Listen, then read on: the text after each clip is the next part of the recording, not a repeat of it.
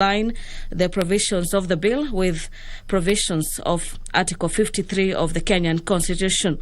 The bill also seeks to align the Children Act of the Constitution, international and matters regional treaties and instruments dedicated for the promotion and protection of children's rights.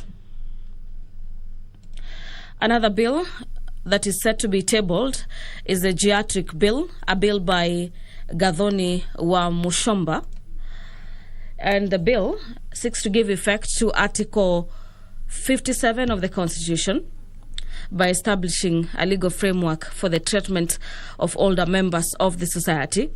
The bill further seeks to improve the living conditions of older members of the society by providing for their rights to human dignity, safety, and matters security, education, health, and equality, and matters non-discrimination.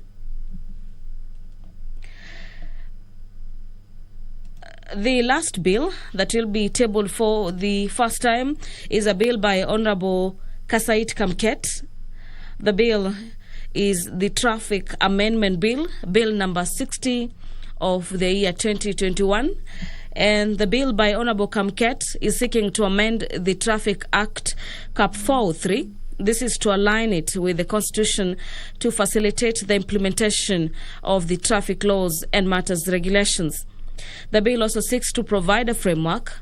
This is for development of the strategies and ensure that operations in the traffic sector are conducted in compliance with the prevailing regulations. And finally, the bill seeks to harmonize the provisions of the Principal Act of the National Transport Authority, number 33 of 2012, regarding the regulations made under the Act with the traffic-related laws for the safety of road users as well as the general public. The bill has total clauses being 6 and seeks to streamline the operations in the traffic sector.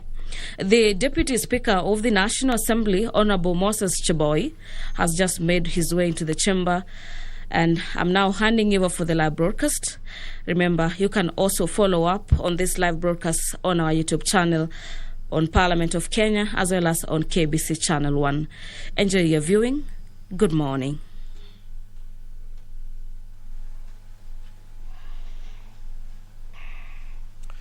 Tuombe.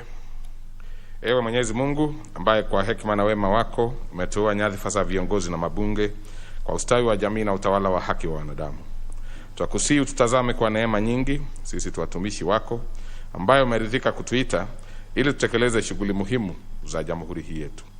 Twakuomba ututeremshie baraka zako sisi tuliokutanika hapa, na utujalie tuyatende na kufikiria mambo yote yatakayofikishwa mbele yetu kwa njia ya haki na uaminifu, ili utukufu na sifa zako ziendelezwe, na ili kustawisha amani, ufanisi na heri ya nchi hii yetu na wale ambaye haja zao umezikabidhi mikononi mwetu. Amen.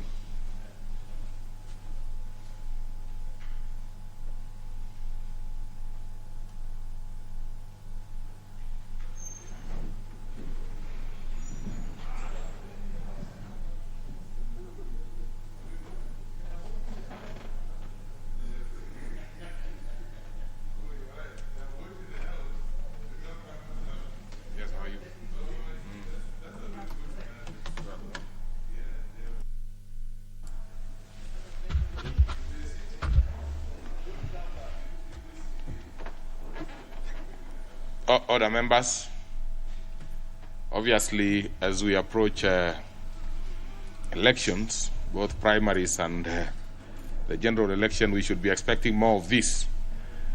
That is to say that we do not have the required numbers.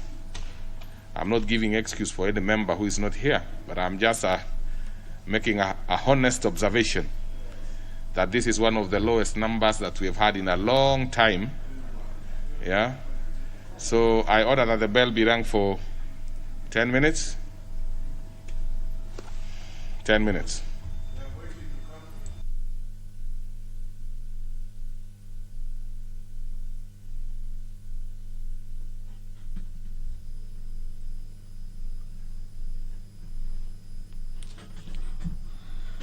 Honorable Moses Chaboy has decried of the low numbers in the chambers this morning, saying that this is the lowest ever recorded numbers in the chambers, and therefore ordering that the quorum bell be rung, and this is pursuant to Standing Orders number 35 of the House, to allow for members to make their ways into the chamber. On the entry of the chambers is a few members of parliament, led by member for Navaholo, who happens to be the chief whip of the National Assembly, and by all indications is that he's out of the House to whip members to get to the chamber to allow for the House to commence business this morning. This being a sitting that members' bills, also known as private bills, have been given priority for deliberations before the floor this morning.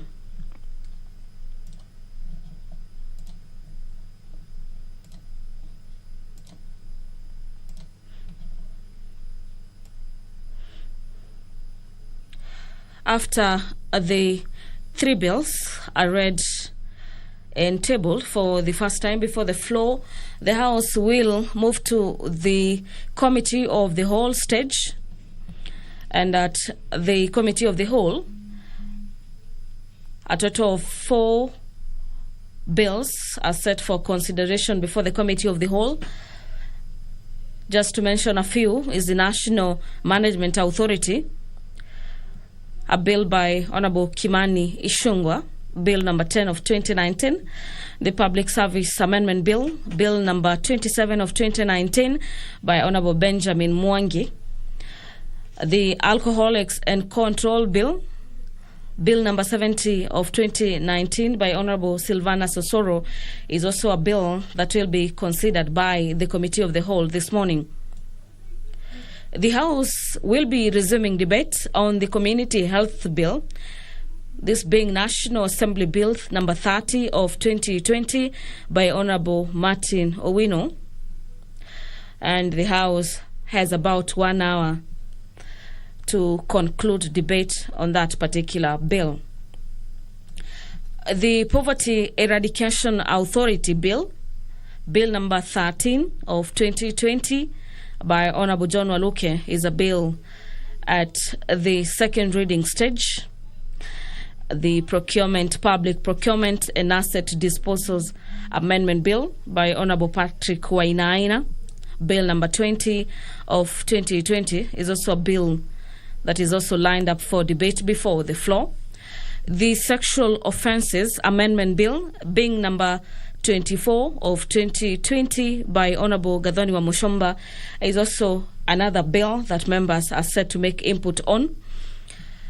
The Insurance Professionals Registration Bill and the Health Amendment Bill by Honorable Alice Wahome.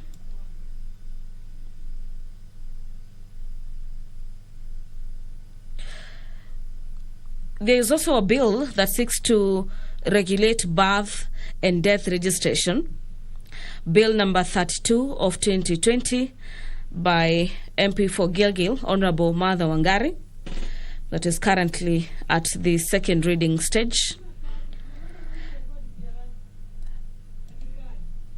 And members will be resuming debate on that particular bill. The Computer Misuse and Cybercrimes Amendment Bill number 11 of 2021 by Honorable Aden Duale is also a bill that members will be debating. Members of Parliament continue streaming into the chambers, and this is to allow for the House to raise at least 50 members to allow it commence with its business this morning. And the Wednesday morning session being a session where members or bills by private members are given priority for deliberations.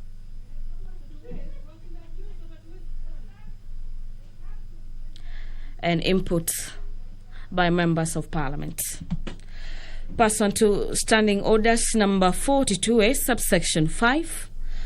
A couple of members of parliament will be fielding questions for reply before specified departmental committee and the member for Tiati, Honorable William Kamket, will be asking the Cabinet Secretary for Education that considering the severe drought being experienced in Tiati constituency and which has forced families to migrate, and this is in search of water and pasture for their livestock, what measures has the ministry put in place to ensure that school feeding program in the constituency continues uninterrupted and with a view of keeping learners in school?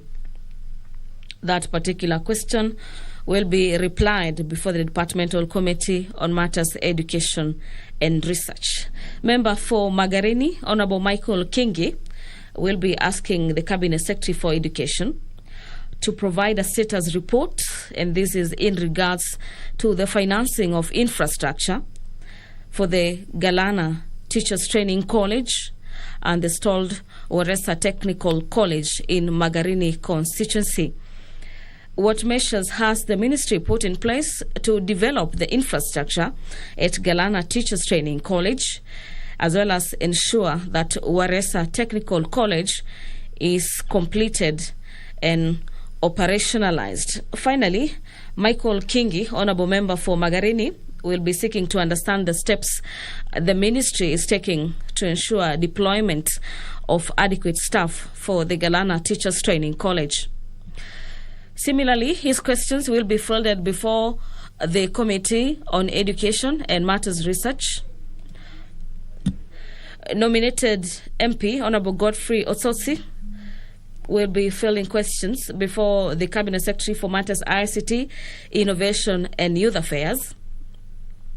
And the Honourable Member wants the Ministry to provide copies for the quarterly quality of the service reports, if any. This is for all the licensed telecommunication operators in the country for the last 3 years.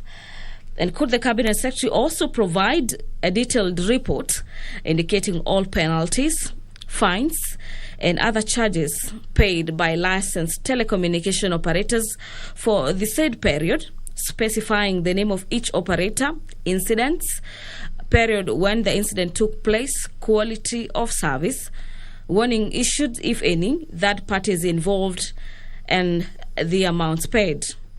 And finally, Honorable Godfrey Osotsi will be seeking to understand the actions the ministry has taken against licensed telecommunication operators or associated contractors who violate the law providing for poor quality services. The questions will be fielded before the Departmental Committee on Communication, Information and Innovation.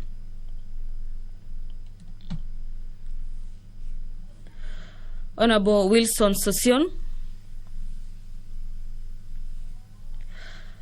will be fielding questions for reply before the Departmental Committee on Matters Finance and National Planning. And in his questions, he wants the National Treasury and Planning to explain the status of payment of pension for Mr. Johnson Kipngeno Langat, a retired teacher who served under the Teacher Service Commission until the year 2002. And when will Mr. Langat be paid his pension dues, considering that he already provided all the necessary documentation for the processing of the same?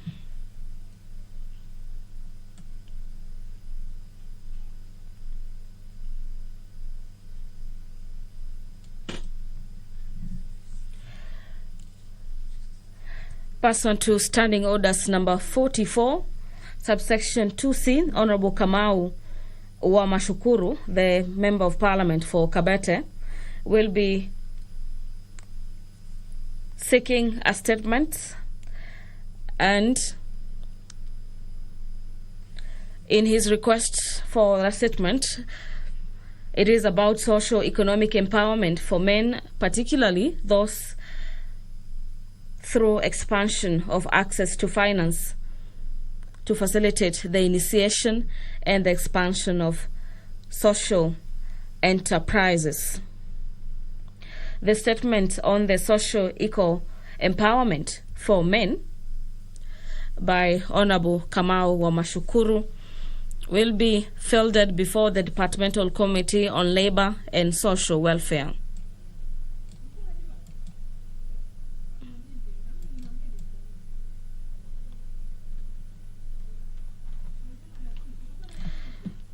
The National Assembly this morning has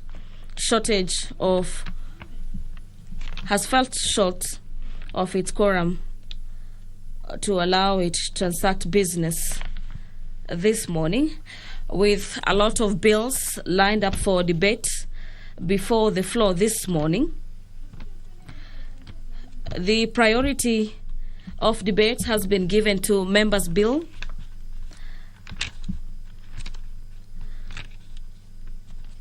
and a couple of motions are also set for debate before the floor.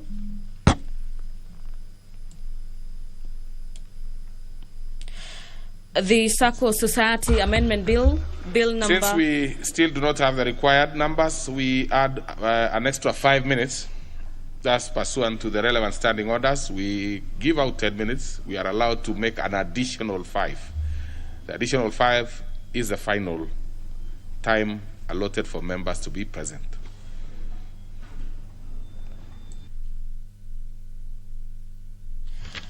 With the lapse of 10 minutes as directed by the Deputy Speaker, Honorable Moses Sheboy, the House is yet to raise the requisite number.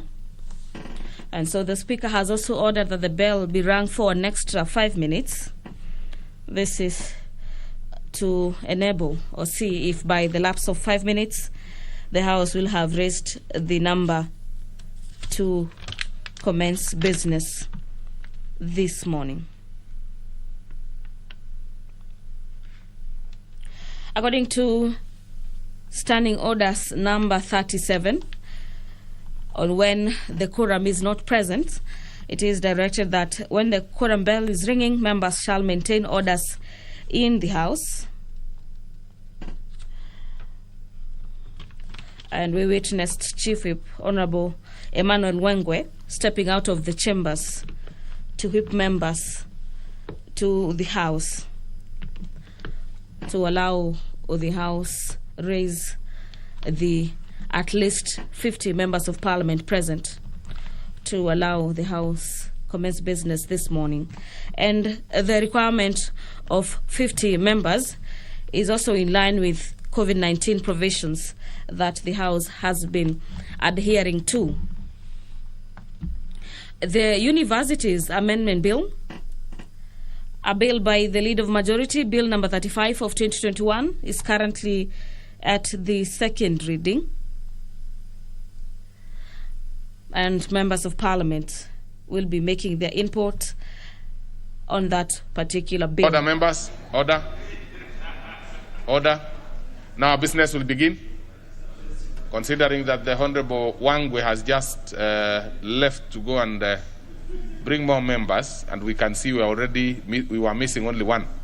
So we are considering Wangwe, who is actually walking in, as a number, and actually there are two. So let's proceed with business. Order number 1, administration of oath. Order number 2, communication from the chair. Order number 3, messages. Order number 4, petitions. Order number 5, papers. Order number 6, notices of motion. Order number 7, questions and statements. Honorable members, under this particular order, we will start with questions, ordinary questions. To set us off is the member for Tiati, the Honorable Kamket. Thank you, Mr. Speaker. I beg to ask the following question. Considering the severe drought being experienced in Tiati constituency, which has forced families to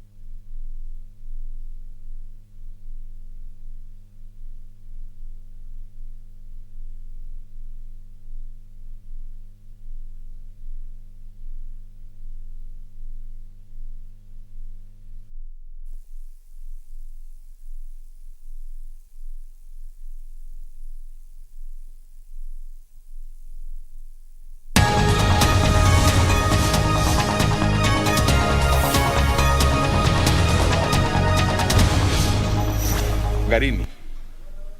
Honorable Kingi. Thank you, Honorable Speaker. I rise to ask question number 40 of 2022 to the Cabinet Secretary for Education.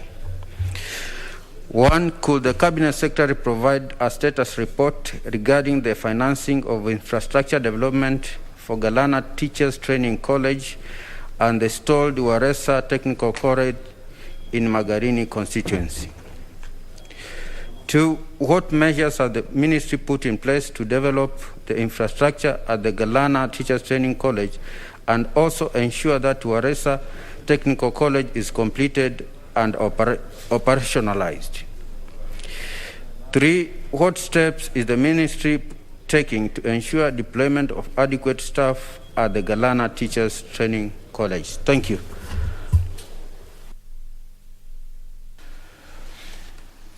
Very well. That will be replied to before the Departmental Committee on Education and Research. Next is a nominated member, Honorable Godfrey Osotsi.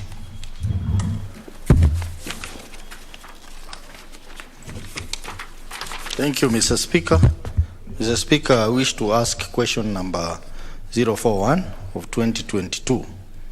And it reads, the question is directed to the Cabinet Secretary for ICT, Innovation and Youth Affairs. And it reads, 1, could the Cabinet Secretary provide copies of the quarterly quality of service reports, if any, for all the licensed telecommunication operators in the country for the last 3 years? 2, could the Cabinet Secretary also provide a detailed report indicating all penalties, fines, and other charges paid by licensed telecommunication operators for the said period, specifying the name of each operator, incidents, period when the incident took place, quality of service, warnings issued, third party involved, if any, and amount paid? 3, could the Cabinet Secretary further provide detailed technical reports of the critical terrestrial infrastructure, namely NOFB1 and NOFB2, for the last 3 years, prepared on quarterly basis, pursuant to the provisions of the Kenya Information and Communication Act 1998? And lastly, what actions has the ministry taken against licensed telecommunication operators and or associated contractors who violate the law by providing poor quality service? Thank you, Mr. Speaker. That will be replied to before the Departmental Committee on Communication, Information and Innovation. What is it, Honorable Andai? Mr. Speaker, thank you. We are doing fairly well in terms of these questions. But Mr. Speaker, just out of concern, I can see you referring these questions to relevant departmental committees to deal with them in the usual manner. Mr. Speaker, I would have wished that even as these questions are being referred to those committees, we have at least a leadership representative of those committees, if not the chairperson, at least the vice chairperson or a member, taking notes and acknowledging that they have actually understood the questions being referred to them, just for good order, Mr. Speaker. So I don't know what I have to say about this, Mr. Speaker. Otherwise, it would look like... Of course, I agree with you, Honorable Andai, in terms of not only chairs being present, members, as many members as possible being present. It's it's a better way to handle this matter. But of course, I see the whip representing the leadership is in here, the majority whip. I see the deputy leader of my minority. I see the deputy minority whip. We have quite some leaders in the House. But in terms of questions, honorable members, what will be happening is that the chairs will be picking these from the Hansard. And as soon as questions have been asked, well, there is no time that a chair said I could not come to answer a question. I will not process a question because I was not present when it was asked. That is not, it can't happen. But of course, Honorable Andai, just like I expect you to understand, you're a seasoned member yourself. At this point in time, it's not very easy to get many members in the House, including chairs, because even those chairs are also happy participants in, elective politics. So even Wandai, and I'm surprised that it comes from you, Wandai, because you have actually been missing for a long time. Not in terms of, I know you have been very busy with committees. And your committee is actually one of the, it's doing very well. Remember, it has actually processed, you have actually been of a lot of benefit to the counties because you have processed PSC reports up to a time that they're able to get almost as recent as possible. But when you are in those committees, the membership have not been asking your whereabouts because they assume that you must be dealing with some important things at committee. I'm also assuming that these other chairs are busy handling committee matters.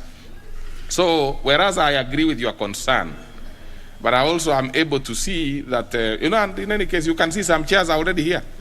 Some very serious chairs, including the chair of administration and national security.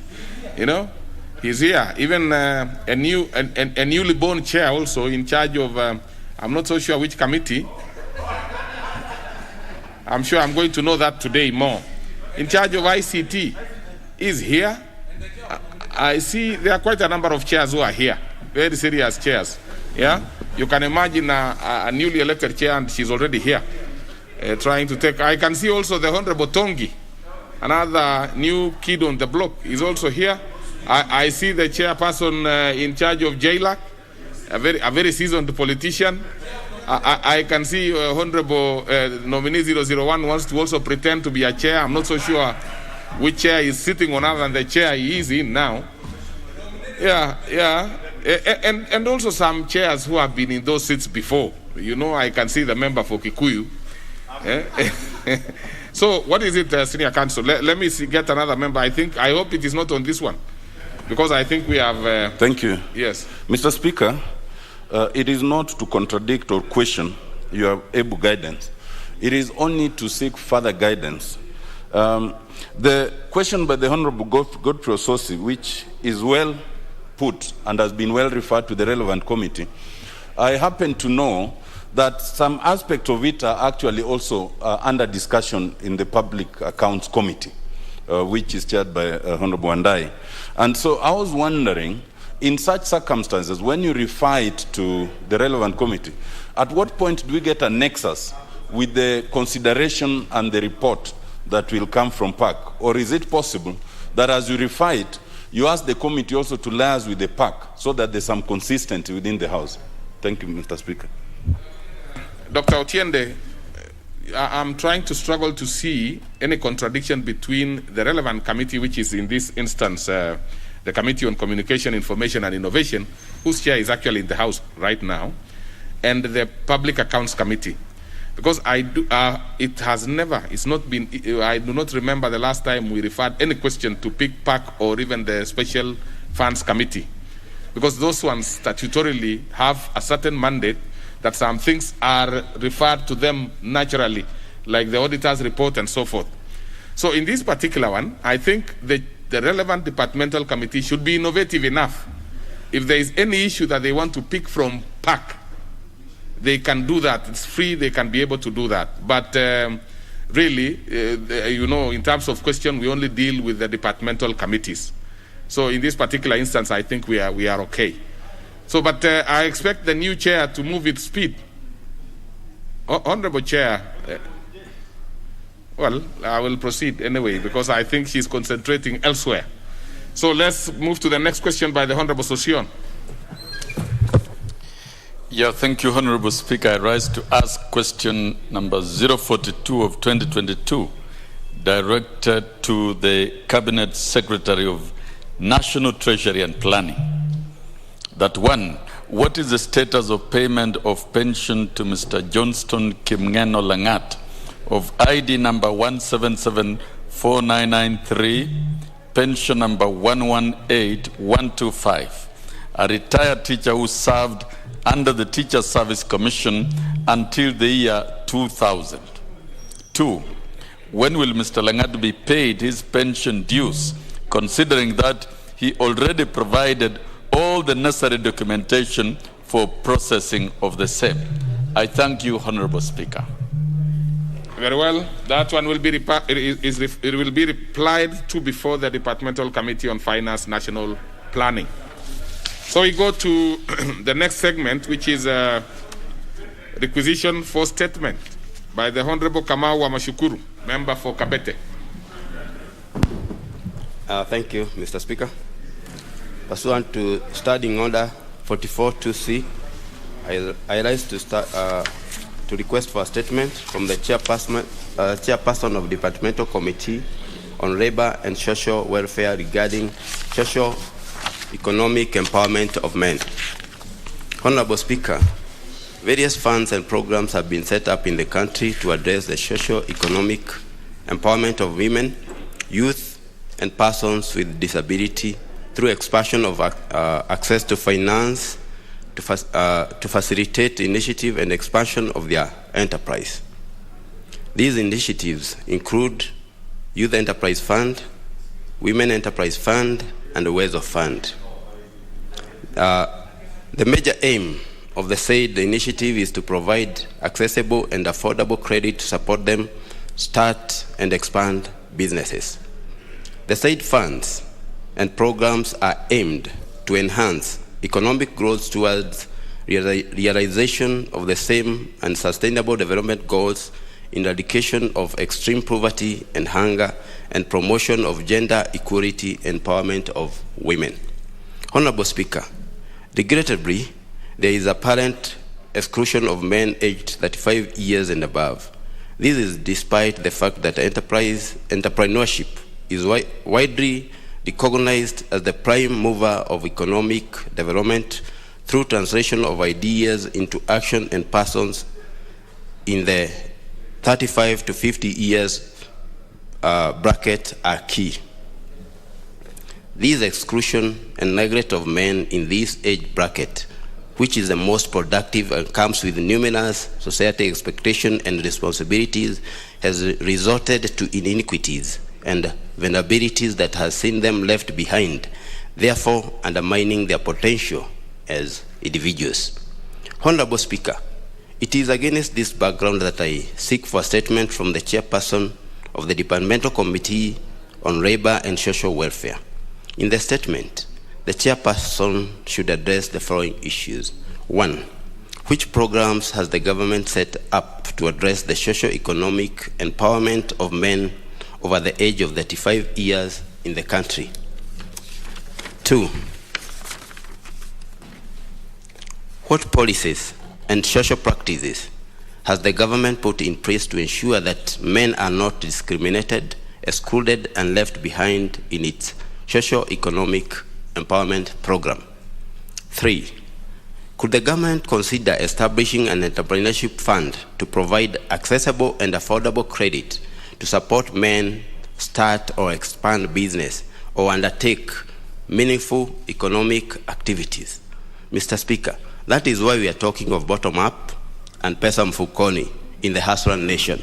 No. Mr. Speaker. Thank you, Mr. Speaker. Well, let me not get into that because I wanted you to read out your statement as recorded. But that will be referred, of course, to the relevant committee, which is this Departmental Committee on Labor and Social Welfare. Now, what is it, Honorable Mbui? Thank you, Chair. Speaker, I I also want to seek your guidance on this issue of questions and statements. Some time back, I had a question to the Ministry of Education about some arbitrary regulations that they are coming through memos and circulars in the ministry. A case in point being the one for exam centers being collapsed, the one of use of school vehicles, the one of use of school fields. And Mr. Speaker, this question was referred to the Committee of Education. Unfortunately, Mr. Speaker, what happens is that statutory instruments are actually dealt with under the Committee of Delegated Legislation. Is it possible, Mr. Speaker, to organize that the questions that have to do with regulations are sent to that committee, because none of them end up at that committee? And so what the minister does is that he addresses the concerns without addressing the matters that are clearly spelled out in the Statutory Instruments Act, which states that any pronouncement by the minister must be put in the Kenya Gazette and brought to the House so that the House can deliberate and see whether to pass those regulations or not. Is it possible for you to assist so that some of those questions can go to the correct committee, which is versed with the way the statutory instruments are supposed to be processed, so that we can address those matters on behalf of Kenyans? That what you have raised, the Honorable Mbu, is extremely heavy, because it requires quite some consultation. Because by dint of the way we ask questions, they basically are supposed to be answered to by the cabinet secretaries or the permanent secretaries or principal secretaries in their specific ministries. You have actually raised an issue which, requires some thought, including asking the Procedure and House Rules Committee to pick up that particular one. You see what also the Honorable Dr. Amolo Atiende had just also made that observation, is that there are also some issues which could be in PAC and can be, there are some issues which PAC also can come in. So there has to be a way where we are able to get a nexus between the relevant departmental committee and probably borrow the expertise of some of the other committees. And it is something that is something worth, and as it is now, it's not possible. But it's something that needs to be explored. So much as, of course, you have an issue which requires quite a number of other committees we'll still stick to the committee that was referred to. They probably can ask also the other committee, and in future we might ask those committees to put some input into those particular questions as they're being answered. Yes, and who is Honorable? What is it? Speaker, thank you. Is it on the Speaker. same thing? Yeah, I have the same concern, Mr. Speaker. Okay. Some times ago, I asked a question on Rodi Kopany, a road which is not going very well, and communities are making a lot of noise. And for 3-4 times, I've been consulting with the chair of roads and infrastructure to talk to the ministry to come and answer that question. Later on, Mr. Speaker, I was given a written response of the questions without even me being someone to go and present the question. So I say I cannot accept this, because you should have called me to listen to the question to agree or not. Even he was surprised that there's a written version without a meeting taking place. So, Mr. Speaker, I need your guidance, because that's not how we do business. Questions that require written responses are always indicated clearly. But this one of yours, I believe, is one that did not require written response. It required the presence of the CS. So that I direct that it be redone. Yeah, so let that one be. And I really wish the chair, Committee on Transport and Public Works, was here. That is something that is not satisfactory. In fact, what you are raising is that you are not satisfied with the written response, and what you expected was not a written response. You expected the CS to appear before the committee, answer, and then you can seek clarifications from there. So I think that one is one that needs to be done again. Now, Honorable Sankok, what is it? Honorable Chair, thank you first of all for giving me this opportunity. Now that we have the Chairman of Interior Security Committee here, Mudhuri wa Modegi, the Order. Honorable that one mean there are parliamentary languages, acceptable parliamentary languages, and we know them. Yes, there are actually two. It means traditionally he was given that leadership staff as a Kikuyu elder. And only 2 of them have in this country, him and Uhuru Kenyatta. I think also our speaker also given. So, Honorable Speaker, I had asked a question. What is it that you want from the Honorable Mwade this morning? Because really, with those kind of praises, it can be only leading to somewhere. What is your point of order, Honorable Ishungwa? Though he's also on a point of order anyway. But Honorable Speaker, you know, I take offense when the good 001 who comes from Narok County and from the Ma community purports to be an expert on Kikuyu traditions. And what is actually said is actually not true. And because it's a House of Records, Honorable Speaker, I think it's only right that he corrects that only 2 people have what is called Mudhegi. That's the Honorable Uhuru Kenyatta and the Honorable Mwadi. The chair of the committee of Jaila, who is seated behind him, is also an elder and has it, Honorable Speaker. And so do I, and many others, Honorable Speaker. So it is only right that the Honorable Sanko comments maybe on those who hold the same staff within the Ma community, because he may know those, but not those in Kikuyu land, Honorable Speaker. I have known the Honorable Sanko for a long time. And before I even give the chair JLAC, I said I've known Sankok for a long time. I'm not so sure what he's actually trying to get out of the chair, administration and national security. There must be something, because it's not normal. It's not normal. But and again, for him to say that he's an expert in the field you just indicated, the honorable member for Kikuyu, I'm not so sure it's difficult for him to be not to have information. Looking at him, and I would not want to go beyond what I've said, he looks like he might be having some information. But let's hear from the member for Kangema. Yeah, probably, you know, I'm not so sure you have the staff yourself. That's why member for 001 happened to be a Kikuyu. You become a Kikuyu through your mother. And this man's mother is his mother is Waidera. So I don't know what Honorable Ishungwa is talking about, because this is brother is a Kikuyu. So and all it meant is a leader. Simply is leader. It's like the word safari is not little English, but it is the usage will take currency. So in due course. As you progress. So Mudhegi simply means an elder, which Kimani Ichungwa, Honorable Kimani, is not. So are you? It means a respected elder. He is too young. Yes. My colleague here is. And I'm asking, how about you, the honorable? I am sure you are. You are honorable. No, I'm saying speaker. you, not. You are. I'm sure. I can assure you, you are, and it will be acceptable. But the member for Kikuyu is not yet. So by virtue of his age, he cannot be an elder. That's what you are saying. Not necessarily age, conduct. There are many other considerations. Respectability, the way he carries himself. Is the fact that he's an alumni of Alliance not considered? No, it is not. Okay, then we should leave it there.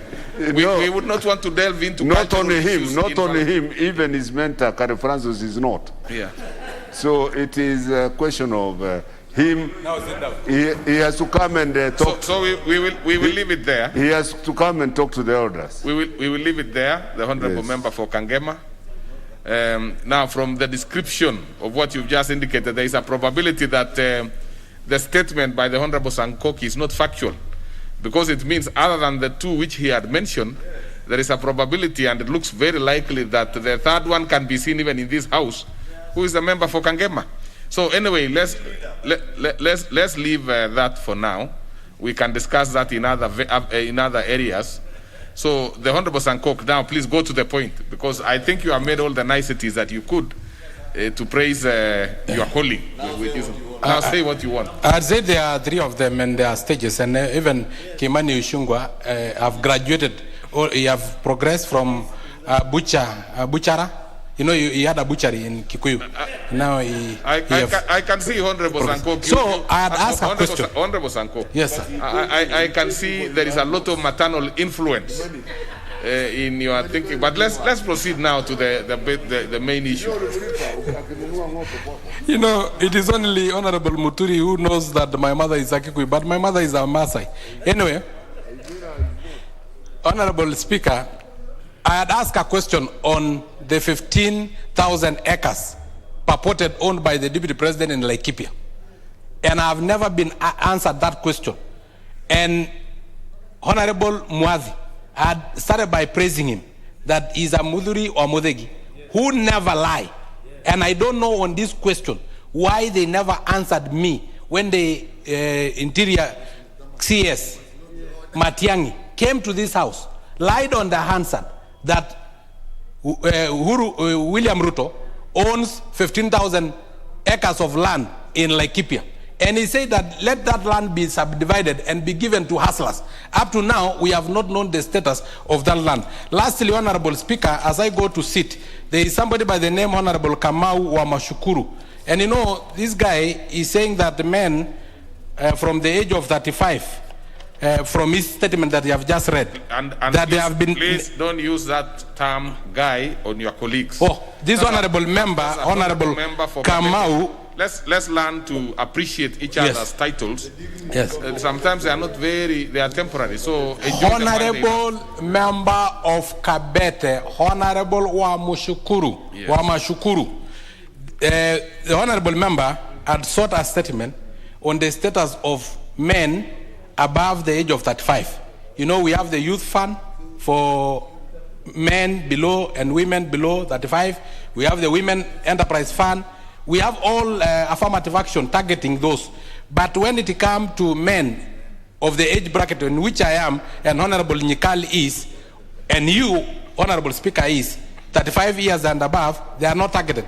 We are an endangered species. So you want to know what measures have been put in place so that also we can be targeted. Order, take your seat now. Thank you, Honorable. You know, you cannot buttress a statement by your colleague. Even if, for example, to raise that now because 35 and above are endangered, probably they should have nomination to Parliament. No. I think what we need to do is to allow him to process whatever he has asked, and when it is going to be responded to, you will have all the opportunity to, to Honorable Sankok to, participate in the discussion. On the first one, and now realize, of course, there was something you are looking for, and you're actually looking for answer to your question. So maybe just a quick one, the chair, what is the status of that particular matter? Many times there are many good reasons. Is it possible that it is going to be coming soon so that the nominee does not have to praise you very hard in the morning? Thank you, Honorable Speaker. And Honorable Speaker, Honorable Sankok is not wrong. In terms of the hierarchy of leadership in Kikuyu culture, I rank at the top, among the top. So let there be no doubt that Mudhuri wa Mudhegi is just any other. There are stages, and I'm 3 stages from the top. Honorable Speaker, on the second part about the question, Honorable Speaker, that question was submitted to the Minister, but there was pronouncement, Honorable Speaker, that at the end of the last session, that those ones had lapsed. But if indeed he wants to raise that matter again, I'm ready to respond, Honorable Speaker. Maybe I'll confirm whether that actually had lapsed, because we had done the standing orders in such a way that they, spill into the next sitting. We'll confirm that, the Honorable Sankok, and then ask, of course, why it should have been answered quickly so that they do not lapse. But that being the case, Honorable Sankok, you have raised the issue, it will be followed up. So I think we can stop it there.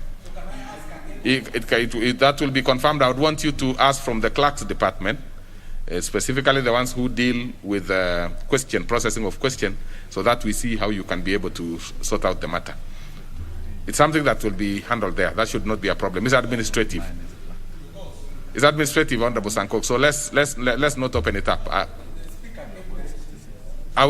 We will confirm. Then you should be getting an information soon. Okay. Thank you very much. But in the meantime, on the issue of the matter of labor, I would have been happy for them to give us timelines. Now that we're getting to the tail end of our our term, we should be able to know how things are going to be processed fast. And since I cannot see the chair labor, we give them 3 weeks. 3 weeks.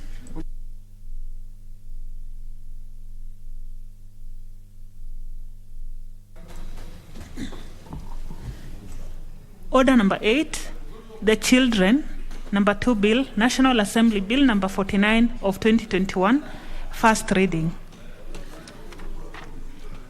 A bill for an act of parliament to give effect to Article 53 of the Constitution to make provision for parental responsibility, fostering, adoption, custody, maintenance, guardianship, care, and protection of children, to make provision for and regulate the administration of children's institutions and for connected purposes.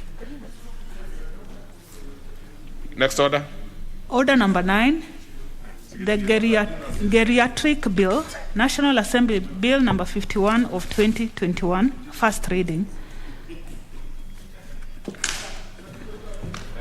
A bill for an act of parliament to give effect to Article 57 of the Constitution to establish the National Council for Older Persons of Society to provide for the care, protection, and empowerment of older members of the society, to provide for the maintenance of well-being, safety, and security of older members of society, and for connected purposes. Next order. Order number 10, the Traffic Amendment Bill, National Assembly Bill number 60 of 2021, first reading. A bill for an act of parliament to amend the Traffic Act, Cap 403, and for connected purposes. Next order.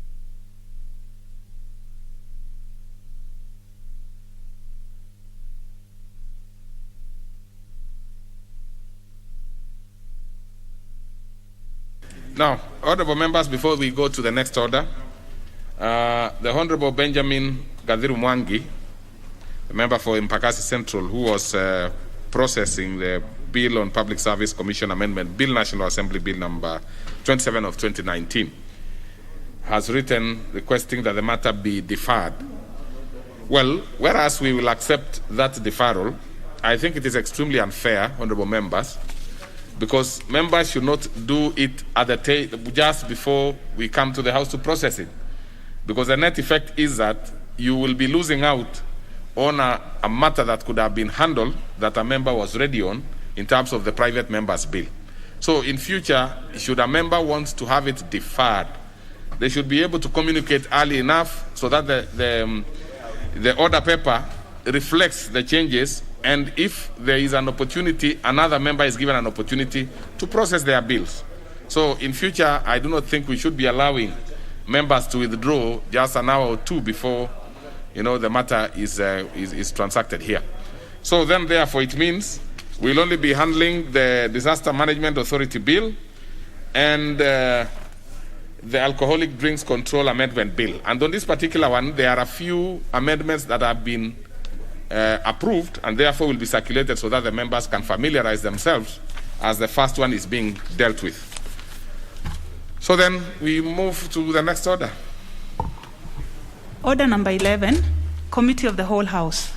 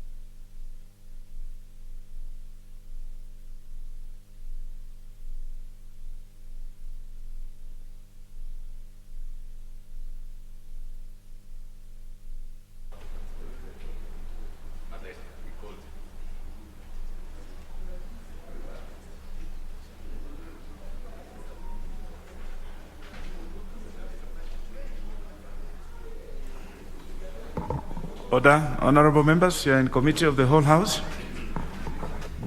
There is just a little bit of housekeeping. We should be kicking off in the next few minutes. Just a little patience. We should be able to proceed in a few minutes.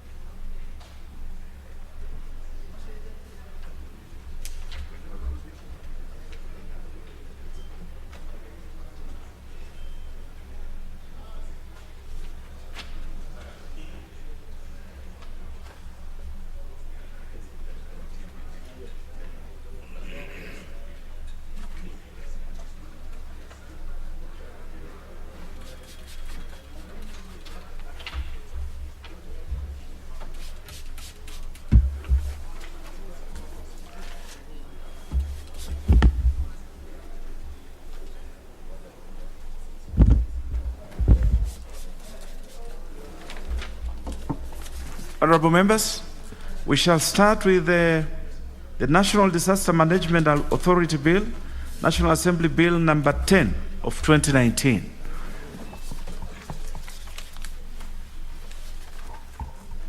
Clause 3. I propose the question that clause 3 be part of the bill. There's no amendment to that, honorable members. I therefore put the question that clause 3 be part of the bill. Will as many of that opinion say aye? Will as many as of a contrary opinion say nay? The ayes have it.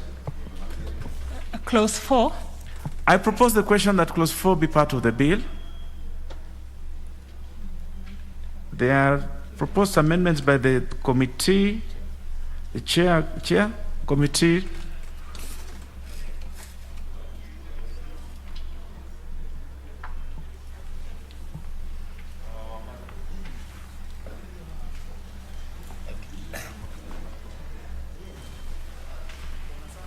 The elder. Yes. He was elder on the block, as I learned today. Yes. But you are the chair. Proceed. Thank you, Chair. Chair, I propose that clause 4 be amended as per the order paper, and this is to enable access to services to all parts of the country and not just a few counties.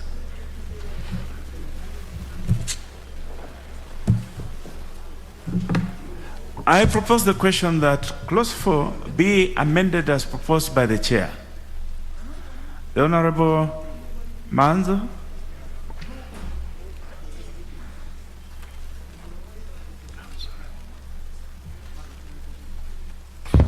Thank you, Chair. Chair, I rise to support the chair of that amendment. The first bit of it was selective and across the country and the regions. You remember, Chair, currently counties are clumped into regions because of the new constitution.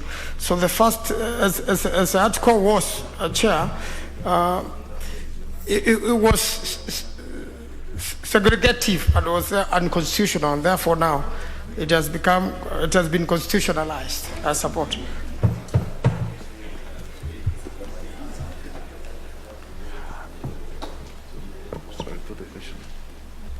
I put the question that clause 4 be amended as proposed by the chair. Will as many of that opinion say aye?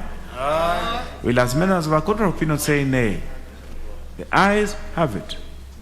So I now put the global question that clause 4, as amended, be part of the bill. Will as many of that opinion say aye? Aye. Will as many as the contrary opinion say nay? The ayes have it. Clause 5. I propose the question that clause 5 be part of the bill. Chair, there are quite a bit of amendments to this. Yes, Honorable Chair. Honorable Chair, I propose that clause 5 be amended as per the order paper, and the justification, Honorable Chair, being that this is to provide for coordination of disaster management activities at national and county level by the authority. I thank you.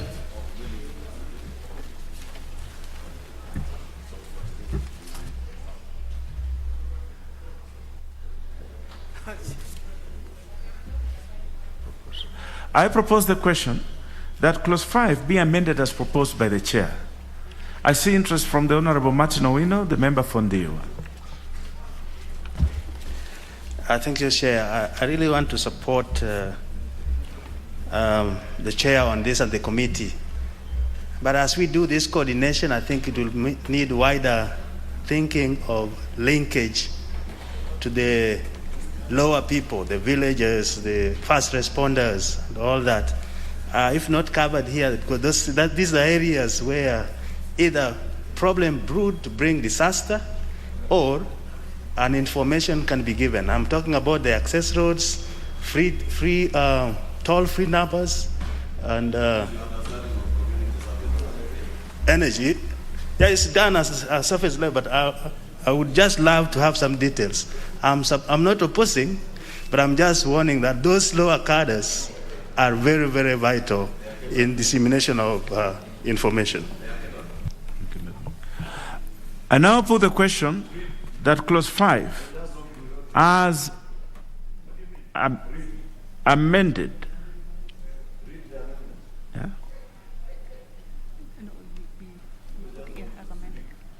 as amended, be part of the bill. Will as many as that opinion say aye? Aye. Will as many as the contrary opinion say nay? The ayes have it. And now put the global question that clause 5, as amended, be part of the bill. Will as many as that opinion say aye? Aye. Will as many as the contrary opinion say nay? The ayes have it. Clause 6. I propose the question that clause 6 be part of the bill. There are proposals to amend by the chair.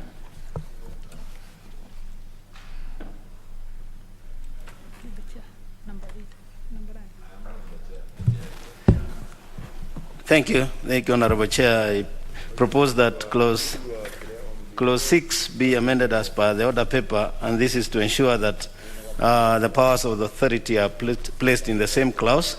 Just to tidy up, Honorable Chair. I propose the question that clause 6 be amended as proposed by the chair. I now put the question that clause 6 be amended as proposed by the chair. Will as many as that opinion say aye? Aye. Will as many as of a contrary opinion say nay? The ayes have it. I now put the global question that clause 6, as amended, be part of the bill. Will as many as that opinion say aye? Honorable members, the global question. And now put the global question that clause 6, as amended, be part of the bill. Will as many as that opinion say aye? Aye. Will as many as the contrary opinion say nay? The ayes have it. Clause 7. I propose the question that clause 7 be part of the bill. There's no amendment to this. I now put the question that clause 7 be part of the bill. Will as many as that opinion say aye? Will as many as the contrary opinion say nay? The ayes have it. Clause 8. I propose the question that clause 8 be part of the bill. There is amendment by the chair. Honorable Chair, I propose that clause 8 be amended in accordance with the order paper. And this basically, Chair, to align the provisions to Mongoso guidelines that the board in particular, in nature, therefore, the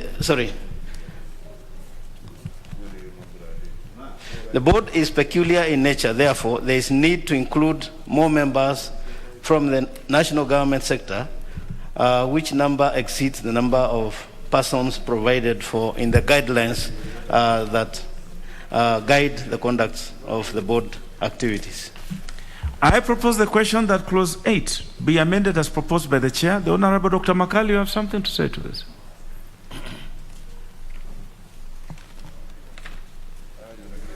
Yeah, thank you, Honorable Speaker. Honorable Speaker, I support. Very well. Honorable members, I now then put the question that clause 8 be amended as proposed by the chair. Will as many as that opinion say aye? Aye. Will as many as of a opinion say nay? The ayes have it. I then put the global question that clause 8 as amended be part of the bill. Will as many as that opinion say aye? Aye. Will as many as of a opinion say nay? The ayes have it. Clause 9. I propose the question that clause 9 be part of the bill. There's no amendment to this. I now put the global question that clause 9 be part of the bill. Will as many as that opinion say aye? Will as many as of a opinion say nay? The ayes have it. Clause 10. I propose the question that clause 10 be part of the bill. Chair? Honorable Chair, I propose that clause 10 be amended as per the order paper, and this basically, Honorable Chair, to align it to the Mongozo guidelines that the members shall hold office for a term of 5 years. I propose the question that clause 10 be amended as proposed by the chair. I see interest from the Honorable Member for Kikuyu, Honorable Kimani. Thank you, Chair. I rise to support, and indeed, Honorable Chair, thank the Chair of the committee for that, because at the time we drafted this bill, that was indeed an oversight. It should have been in line with the Mongozo policy, where we have 2 terms of 3 years each. And it's indeed good that the Chair of the committee and the committee noted that and have rectified, and I support.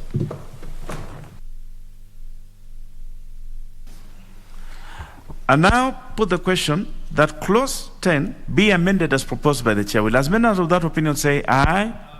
Will as many as of a contrary opinion say nay? The ayes have it. I now put the global question that clause 10 as amended be part of the bill. Will as many of that opinion say aye? Will as many as of a contrary opinion say nay? The ayes have it. Clauses 11 and 12 and 13. I propose the question that clauses 11, 12, and 13 be part of the bill. There are no amendments to this. I therefore put the question that clauses 11, 12, and 13 be part of the bill. Will as many of that opinion say aye? Will as many as of a contrary opinion say nay? The ayes have it. Clause 14.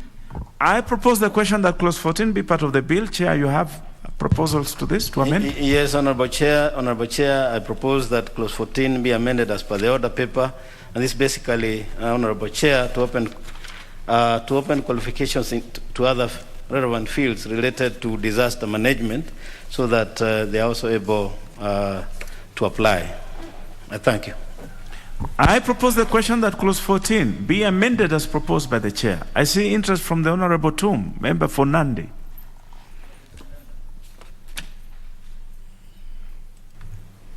Chair, I support. We need other qualified men and women to apply. We don't need it to be closed. I support.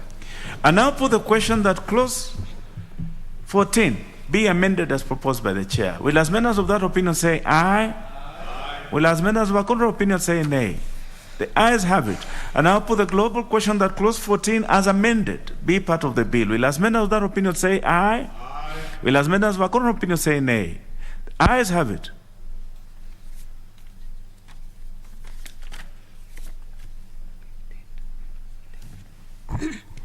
Clauses 15, 16, and 17. I propose the question that clauses 15, 16, and 17 be part of the bill. There are no amendments to this. I now put the question that clauses 15, 16, and 17 be part of the bill. Will as many of that opinion say aye? Aye. Will as many as of a contrary opinion say nay? Ayes have it. Clause 18. I propose the question that clause 18 be part of the bill. Chair, you're proposing to delete? Honorable Chair, thank you. I propose that clause 18 be amended as per the order paper, and this basically because the powers of the authority are already provided for, and the performance of their duties is also provided for. I propose the question that clause 18 be deleted as proposed by the chair. The Honorable Kimani, member for Kikuyu. Thank you, Honorable Chair. I think I support. I had seen like it was complete deletion, but indeed it's not a deletion, it's reordering, because what he has done is taken clause 18 and made it H of clause 6. Correct. So it's okay. That is. But for purposes of neatness, it is a deletion. So therefore, members, I now put the question that clause 18 be deleted as proposed by the chair. Will as many as that opinion say aye? Aye. Will as many as that opinion say nay? The ayes have it.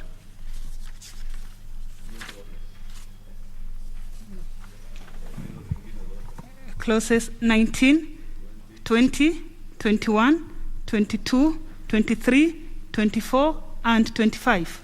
I propose the question that clauses 19, 20, 21, 22, 23, 24, and 25 be part of the bill. And now put the question that clauses 19, 20, 21, 22, 23, and 24, and 25 be part of the bill. Will as many of that opinion say aye? Aye. Will as many as of our opinion say nay? Ayes have it. Clause 26. I propose the question that clause 26 be part of the bill. Chair.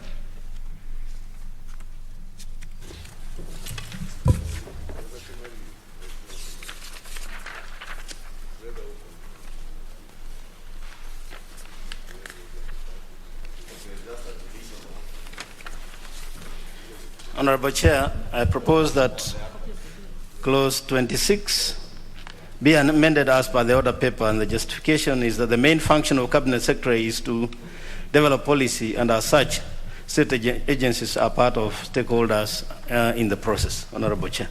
I propose the question that clause 26 be amended as proposed by the chair. I put the question that clause 26 be amended as proposed by the chair. Will as many as that opinion say aye? Aye. Will as many as of a contrary opinion say nay? The ayes have it. And I put the global question that clause 26 as amended be part of the bill. Will as many of that opinion say aye? Aye. Will as many as of a contrary opinion say nay? The ayes have it.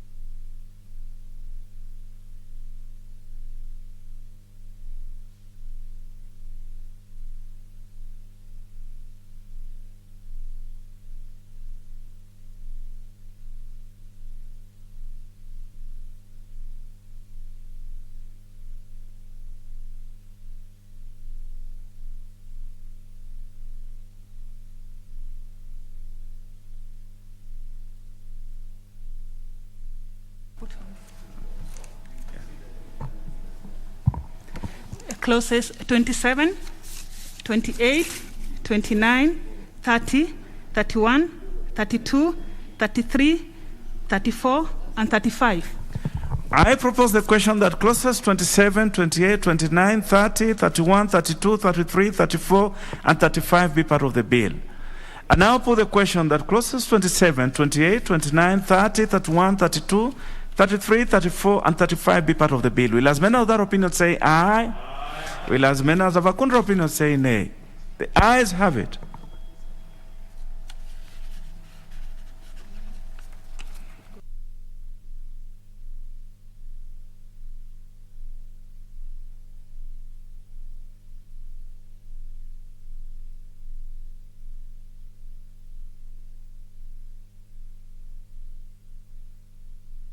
New clauses. New clause 21A. The mover to move second reading of the new clause. Honorable Chair, I move that new clause, just 1 minute. 21A. New clause 21A be now read a second time. Honorable Chair, this is a clause that, going by the age we are in, the digital age, that will enable the authority to develop and maintain an electronic database that is to contain information for the use by public and any other institution, and that will make the work that we'll be doing, Honorable Chair, quite easy.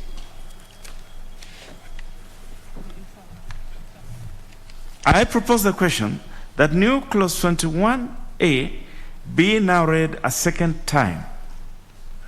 I see interest from the Honorable Manzo, member for Makueni.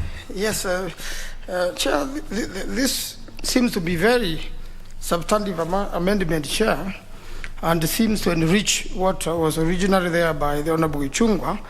And the Chair, although the Chair of the committee, Honorable Mwathi, has explained briefly that it is going to be electronic, you can see the inclusion of non-governmental organizations involved in disaster management. And Chair, I want to support this because when disaster strikes of whatever nature, whether it is earthquake, whether it is a tsunami, or the sea has an earthquake and has flown into the city, or fire, or when you are struck by terrorists, like you saw last time, we had to get experts from Israel. And I believe that is covered generally there because of the non-governmental organizations in disaster management and experts. And there's a time we had to get people from Israel to come and help rescue our people because they are used to that kind of thing. So I think the inclusion is important so that when we have such a situation, Mr. Speaker, we are not constrained by law. While disaster needs to be attended immediately to save life. I support. The Honorable Dr. Owino, Martin Owino, the member for Ndiwa. Thank you, Mr. Speaker. I also want to support the chair in this, especially the part D, which talks of emergency response capacity building across the board. This is very timely, and thank you, Chair. I support. The Honorable Dr. Makali, you have something? Yeah, thank you, Honorable Chair. Honorable Chair, I also want to support this amendment, being a committee member, because the amendment, Honorable Chair, brings some very important aspects of disaster management. The first one, Honorable Chair, is where we are talking about the bodies involved, so that we have a data bank of all the bodies involved. The second one is where we are saying the Kenya National Bureau of Statistics will also be providing information, and more so, disaggregated data relating to issues, disaster. So, Honorable Chair, I think to me this amendment is very good, and it's going to improve the current situation where we have a lot of disorganization when it comes to management of disaster. I support. Well, honorable members, allow me then to put the question that new clause 21A be now read a second time. Will as many of that opinion say aye? Will as many of a contrary opinion say nay? The ayes have it. I now propose the question that new clause 21A be part of the bill. I now put the question that new clause 21A be part of the bill. Will as many of that opinion say aye? Will as many of a contrary opinion say nay? The ayes have it. New clause 21B. Mover to move reading of new clause 21B.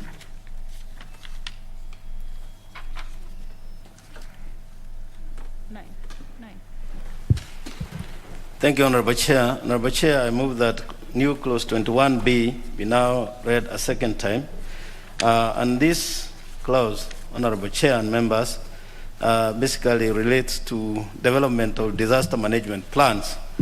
And this will enable the authority, therefore, once they have these plans, to have collaborative efforts within the counties and other stakeholders, which are very, very essential, Honorable Chair, in managing and preventing disasters in our country. I thank you. I propose the question that new clause 21B be now read a second time. The Honorable Manzo. The Chair has used plan. Should it not be a policy? Although now this law should have in the first place been informed by a policy, and it be a private member's bill by the Honorable Ichung'wah of member for Kikuyu. Now you are talking of plans, where I believe plans could also include policy or preparation in the event of a disaster, some guidelines which could be followed. I believe that could be the case, or a part of legislation which could be delegated later on under this law. So if kindly could clarify or how you will include the policy and any other plan which could amount into delegated legislation. Thank you. The Honorable Two, Member for Nandi.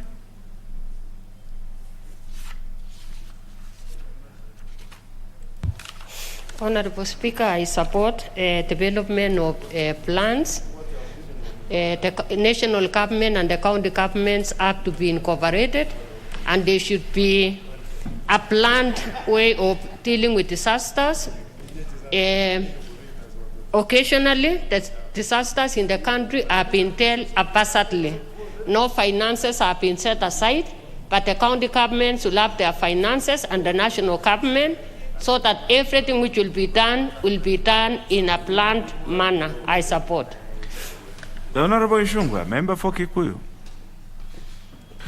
Chair, I support the particular amendment, and just listening to what the Honorable Manzo is saying, it's indeed true that if it was a policy, it would be better, but it's also equally important that disaster management plans are reviewed regularly, because we run the risk of having a policy in books, but because nobody sits to regularly review the disaster management plans, then between the many state and other organs that are involved in disaster management, Honorable Speaker, then we run the risk of just having policies that are there in books but are really never implemented through plans, and it's indeed good that the committee thought of this kind of amendment, and I support. Honorable members, I now put the question that new clause 21B be now read a second time. Will as many of that opinion say aye? Will as many as the contrary opinion say nay? The ayes have it. I now propose the question that new clause 21B be part of the bill. Allow me then to put the question that new clause 21B be part of the bill. Will as many of that opinion say aye? Will as many as of a contrary opinion say nay? The ayes have it. New clause 21C. Mover. Honorable Chair, I move that new clause 21C be now read a second time. Honorable Chair, this is basically dealing with classification disasters, and the aim of the clause is to provide for the entity that determines whether an event or a disaster or a situation or a class of event or a situation is to be treated as an emergency or a disaster, as well as to provide for the roles of both levels of government in the event of a disaster, in assisting victims of disaster by providing relief, preventing or combating disruption, or dealing with effects of disaster. And basically, Honorable Chair, to avoid duplicity in the two levels of government, so that they have concerted efforts. I propose the question that new clause 21C be now read a second time. The Honorable Dr. Makali. Yeah, thank you, Mr. Chairman. Mr. Chairman, I rise to support this amendment. That is the new clause 21C. And what is very important to me, Mr. Chairman, is the issue of determining the magnitude and severity of the disaster. This is critical, Mr. Chairman, because we have seen at times the government being accused of treating the disaster in a kind of a biased way. That disaster occurs in one region and it occurs in another region. The way the government reacts to disaster differs from one region to another. So when we have a clear framework on how to determine the mechanism, the magnitude and severity of the disaster, it is very good for the country. I support. The Honorable Ichung'wah. Chair, this is indeed a good amendment. Honorable Chair, if the most recent event to occur, Honorable Speaker, you remember the collapse of the mines in Bondo. And if we had an authority that would have assessed this disaster and classified it, whether it is a national disaster or a county level disaster, then be able to mobilize resources to cater for the needs that would be there in that particular disaster. And it is indeed sad, Honorable Speaker, that a young man in Bondo stayed underneath. I don't know if even up to date, Honorable Speaker, that body was ever recovered.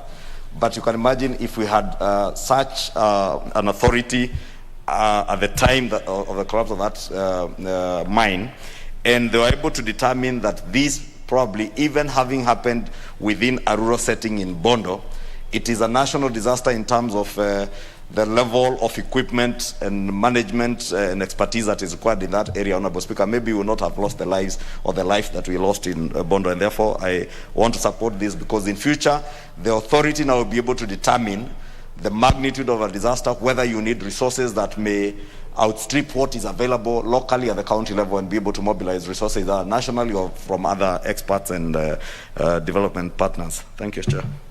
Well, the Honorable Martin Owino, the member for Ndiwa. Thank you, Chair. This is well done, and especially number 7, which says, despite all the classifications, the 2 levels of government can still assist each other. I think that is wonderful. I support. And now put the question that new clause 21C be now read a second time. Will as many as of that opinion say aye? Will as many as of a contrary opinion say nay? The ayes have it. I then propose the question that new clause 21C be part of the bill. And now put the question then that new clause 21C be part of the bill. Will as many as that opinion say aye? Will as many as have a contrary opinion say nay? The ayes have it. Dear. New clause 21D. Mover, new clause 21D. Honorable Chair, I propose that clause 21D be now read a second time. Honorable Chair, this clause relates to declaration of state of emergency, and under Article 58 of the Constitution, the President can declare a state of emergency pursuant to any disaster that may affect the country. This allows, Honorable Chair, that the country may also focus on the disaster, and that we put our resources to alleviate the effects of such disaster. I thank you, Honorable Chair.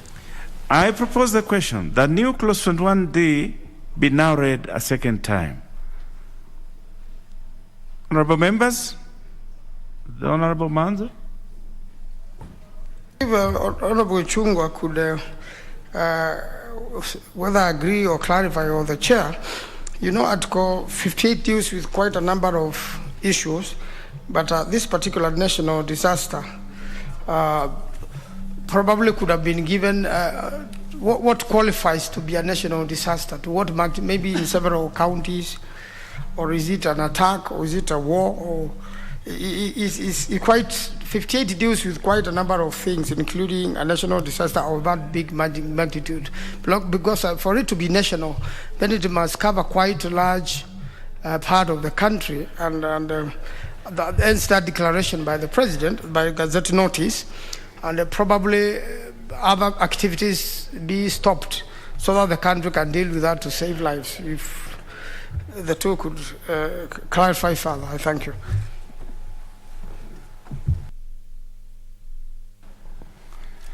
Honorable members, I now put the question that new clause 21D be now read a second time. Will as many as of that opinion say aye? Will as many as of a contrary opinion say nay? The ayes have it. Honorable members, I propose the question that new clause 21D be part of the bill. And now put the question that new clause 21D be part of the bill. Will as many as that opinion say aye? Will as many as of a contrary opinion say nay? The ayes have it. New Part 4A. New Clause 27A. Mover to move new Clause 27A under new Part 4A.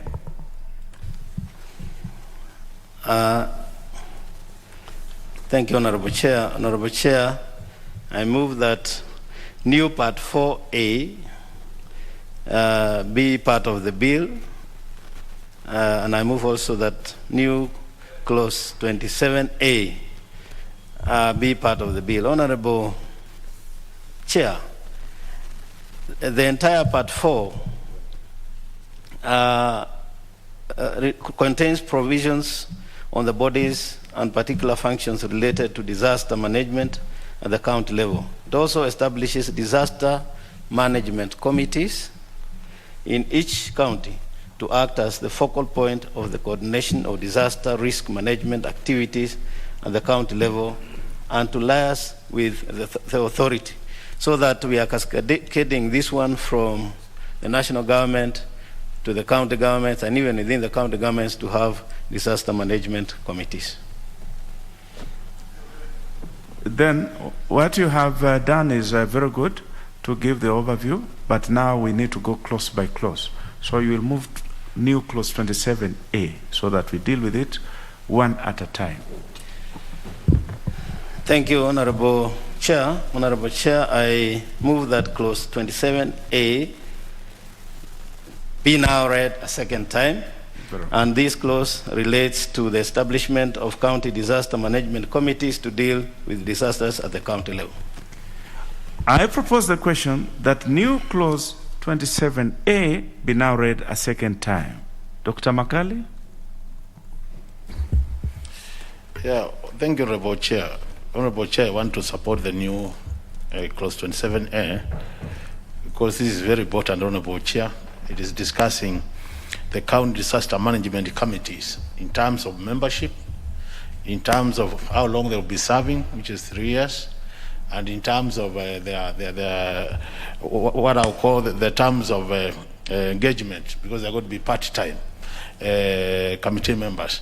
And this is very important, Mr. Chairman, because in the past, the reason why we have been having challenges managing disasters in this country is because there's no coordinating body. So when you have a committee like this, Mr. Chairman, it is obvious that when something occurs, the chair would convene a meeting immediately, and they'll be able to come up with very clear strategies on how to address this matter. So to me, this is the really right for this country, and we're on the right track. I support. Honorable members, I now put the question that new clause 27A be now read a second time. Will as many of that opinion say aye? Will as many as of our contrary opinion say nay? The ayes have it. I propose the question that new clause 27A be part of the bill. And now put the question that new clause 27A be part of the bill. Will as many of that opinion say aye? Will as many as of our contrary opinion say nay? The ayes have it. New clause 27B. Chair, move second reading.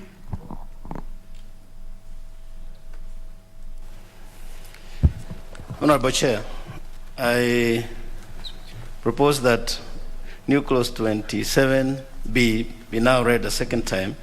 This clause, Honorable Chair, relates to the functions of the county committee, which basically includes advice to the county government, formulate disaster management, and also make recommendations on the plans to be put in place so that they're able to deal with a disaster at the county level.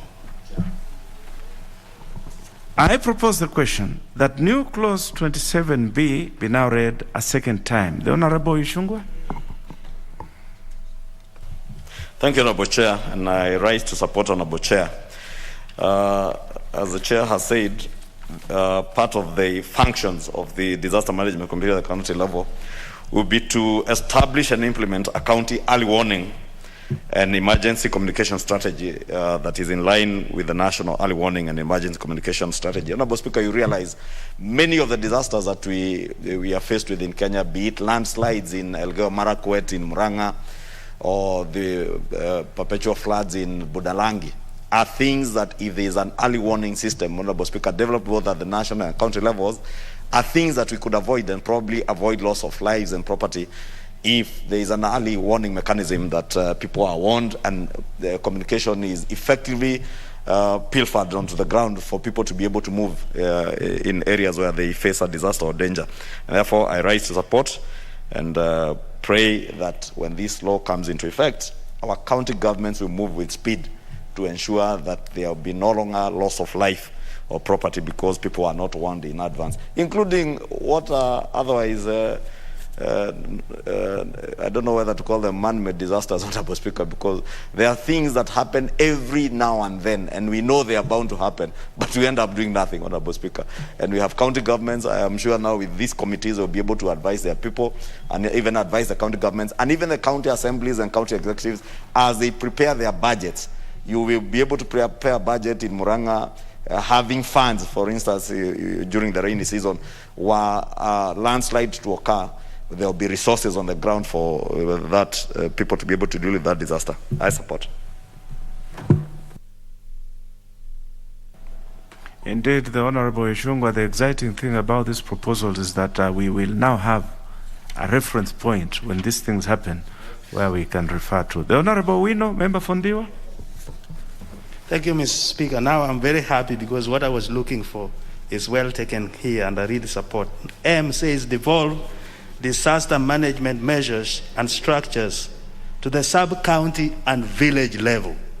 That one is well done. Thank you, I support. Thank you, Chair. Honorable members, allow me then to propose to put the question that new clause 27B be now read a second time. Will as many of that opinion say aye? Will as many of our contrary opinion say nay? The ayes have it. I propose the question that new clause 27B be part of the bill. I now put the question that new clause 27B be part of the bill. Will as many of that opinion say aye? Will as many of our contrary opinion say nay? The ayes have it. New clause 27C. Mover. Honorable Chair, I move that new clause 27C be now read a second time. Honorable Chair, clause 27C relates to the powers of a county committee, and it's very important that the moment you create such a committee, then you give it powers to do the duties that fall under them. And basically this provides that they may receive grants, gifts, and donations towards making or addressing issues of disaster, and also undertake any activity necessary for the execution of its function, so that we are saying once the committee is in place, let us give it power to execute that mandate that they have been given. Thank you, Honorable Chair.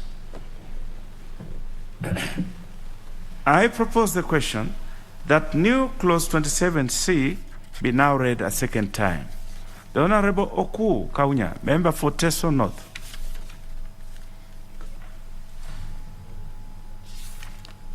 Thank you, Mr. Speaker. Mr. Speaker, I rise to support. I support this new clause 27C because the powers the committee will have include powers to be able to raise money, because most of the time resources in terms of disaster management are a big question. Also, the power of the committee to access certain areas, for example, where water is required for purpose of, say, a disaster involving fire. So I support this because these powers are key to success of disaster. Thank you, Mr. Speaker. I put the question that new clause 27C be now read a second time. Will as many of that opinion say aye? Will as many of our contrary opinion say nay? The ayes have it. I propose the question that new clause 27C be part of the bill. I now put the question that new clause 27C be part of the bill. Will as many of that opinion say aye? Will as many of our contrary opinion say nay? The ayes have it. New clause 27D. The mover, 27D. Honorable Chair, I move that new clause 27D be now read a second time. And this clause, Honorable Chair, relates to vacation of office for members of the committee, which we have already created in the previous clauses. And this specifically means that the moment we put a committee in place, Honorable Chair, we have to get mechanisms of how people get appointed and also how they can leave that committee, and especially so when it comes to the conduct of business, and of course when it relates to violations or otherwise of Chapter 6 of the Constitution in terms of integrity. So this is basically to provide for how one can vacate office of that committee. I thank you. I propose the question that new clause 21D be now read a second time. 27D be now read a second time. The Honorable Jared, you don't seem to have your card. Yes, but proceed. I thank you, Honorable Speaker. Honorable Speaker, that clause is very important. We have seen cases where there is no succession plan and people are left wandering in limbo. So this clause does put remedies towards that lacuna that commonly arises in situations where people vacate offices. There is no historical background of the organization, no one has the history, and the succession becomes quite a nightmare. So I really support that clause by my friend Honorable Muhathi. Thank you. I put the question that new clause 27D be now read a second time. Will as many as of that opinion say aye? Will as many as of our contrary opinion say nay? The ayes have it. I propose the question that new clause 27D be part of the bill. I now put the question that new clause 27D be part of the bill. Will as many as of that opinion say aye? Will as many as of our contrary opinion say nay? Ayes.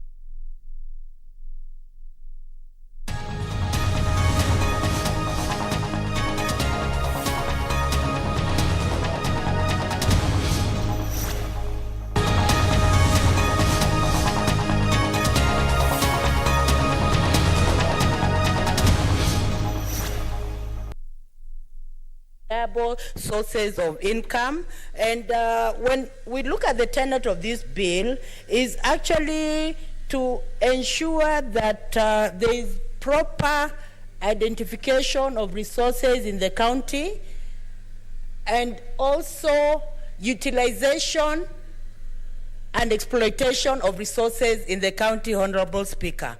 Honorable Speaker, we must be alive to the fact that in 2010, when devolved units, Kenya, was devolved, it meant that every county government needed to be independent, needed also to have its own development goals, which are actually sustainable.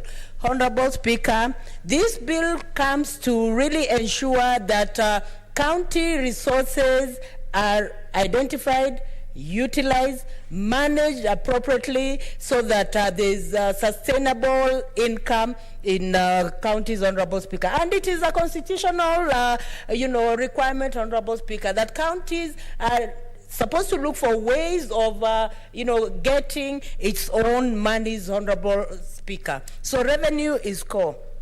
Honorable Speaker, when it comes to counties, it must be very clear that counties are agents of development. And if counties do not spearhead development, then we'll have failed as devolved units. So there's need to ensure that counties are able to be good agents of development to ensure service delivery to the common man. Honorable Speaker, when you look at the Constitution, there's a whole section that talks about the objects of devolution. And when it comes to this section, we see very clearly that the Constitution desires that democracy is promoted in counties and that the people are able to manage, to exercise their powers, and also there is promotion. When you look at the same 174D, it talks about promotion of socio-economic development in counties. Now, Honorable Speaker, this bill comes in to ensure that Article 174 of this Constitution is implemented. It is enshrined in law about the devolved units. It is enshrined in law the objects of the devolved units. But, Honorable Speaker, when it comes to equitable sharing of resources, when it comes to counties developing themselves and managing themselves, there must be a way out. And the way out is implementing what the Constitution really states about county governments, because it is very straightforward what the Constitution says about the objects of the devolved counties, Honorable Speaker. And when we are talking of county governments, Honorable Speaker, county governments are very rich and powerful tools of reaching out to the common man, of ensuring that resources are delivered effectively and everyone benefits from the national cake, Honorable Speaker. And that is why county governments are there. Honorable Speaker, this bill comes in to give a definition of resources. Now, the definition that is given in this bill is very important, because when we are talking of resources, according to this bill, it touches on factors of production, which are very core in development. It defines resources also as land, labor, and capital. And, Honorable Speaker, development cannot be there without these three. Land is very important. And as a factor of production, we can hardly do anything without land. We need land, Honorable Speaker. And when we are talking about counties developing themselves, county executives must really scratch their minds and see what exactly can they do with the land in the county to ensure it is productive, to ensure that it has sustainable development, Honorable Speaker. There are some counties that have even come up with projects of building houses and even selling, selling out. I'm not sure whether there are counties that have done that. I think that is a slip of the tongue. I want to suggest this. When it comes to land as a factor of production, there are many ways in which land can be utilized. For instance, land that is viable in counties can be used to construct houses. And these houses can be mortgaged or they can be sold out. They can also just belong to the counties so that they can be rented out. And that can be a sustainable way of earning an income, Honorable Speaker. County executives must know that the land that is there in counties, they need to utilize. And even if they are not able to utilize and the land is in a strategic place, this bill comes out clearly to say that it allows for regional counties also to come together, pull their resources together, and do development.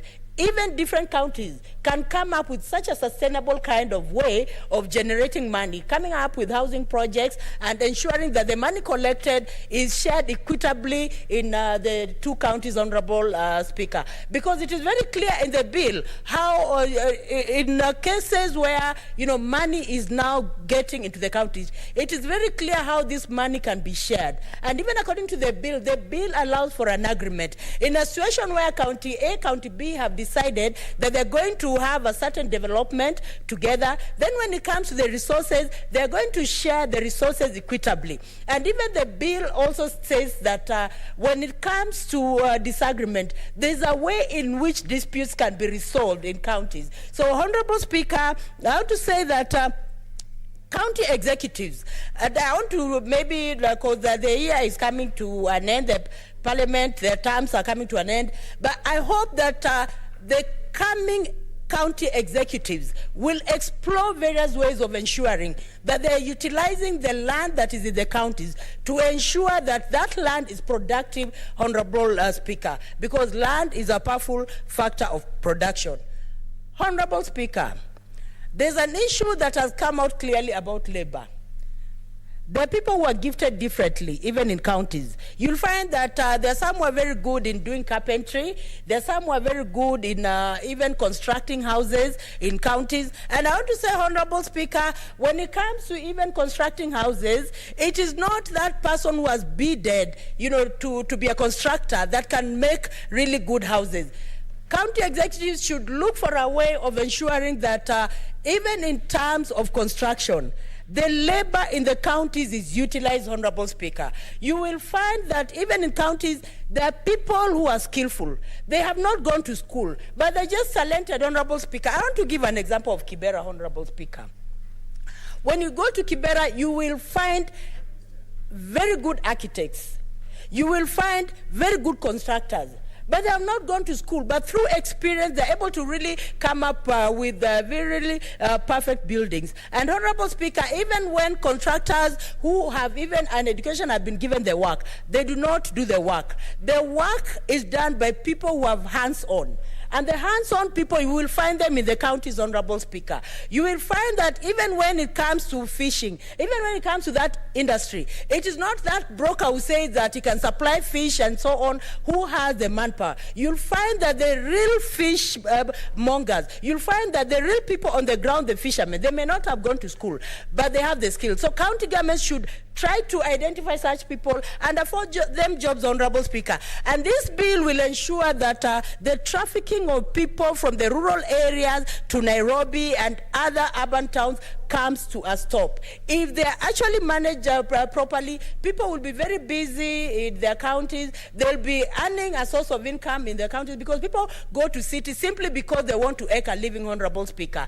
But when we came with a devolved system of governments, Honorable Speaker, we need to arrest the trafficking of people coming to urban areas looking for employment. Employment should be right there, Honorable Speaker. And that is why we are talking about development, Honorable Speaker. We have talked of land.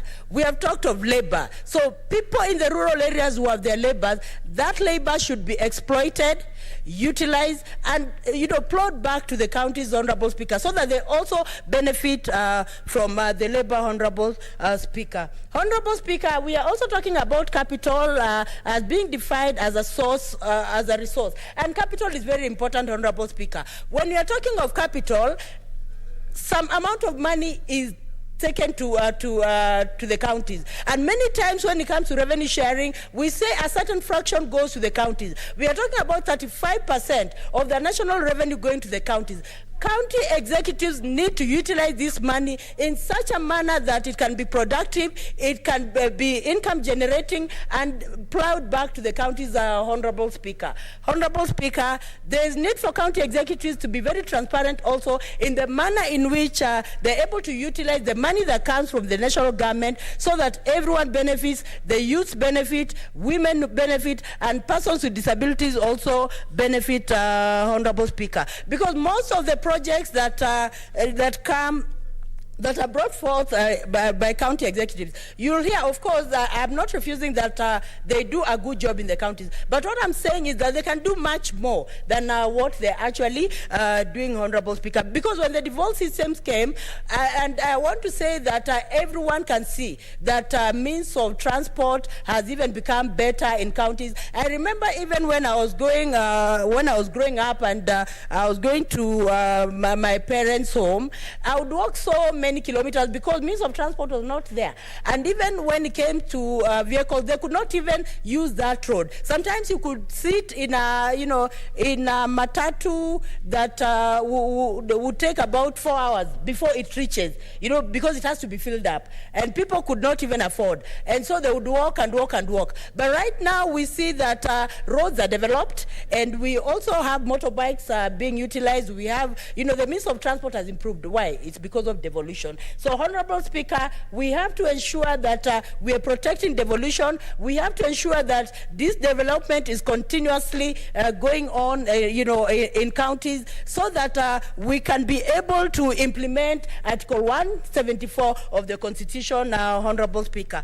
Honorable Speaker, I have to say that when it comes to county governments, if county executives put mechanisms in place, they'll have sustainable development. They'll have sustainable revenue. And with the sustainable revenue and predictable revenue, it means that development can also be predictable, Honorable Speaker.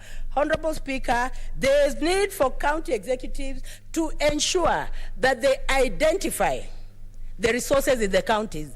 And one of the ways of identifying is doing some research, Honorable Speaker, because with research it is possible for counties to identify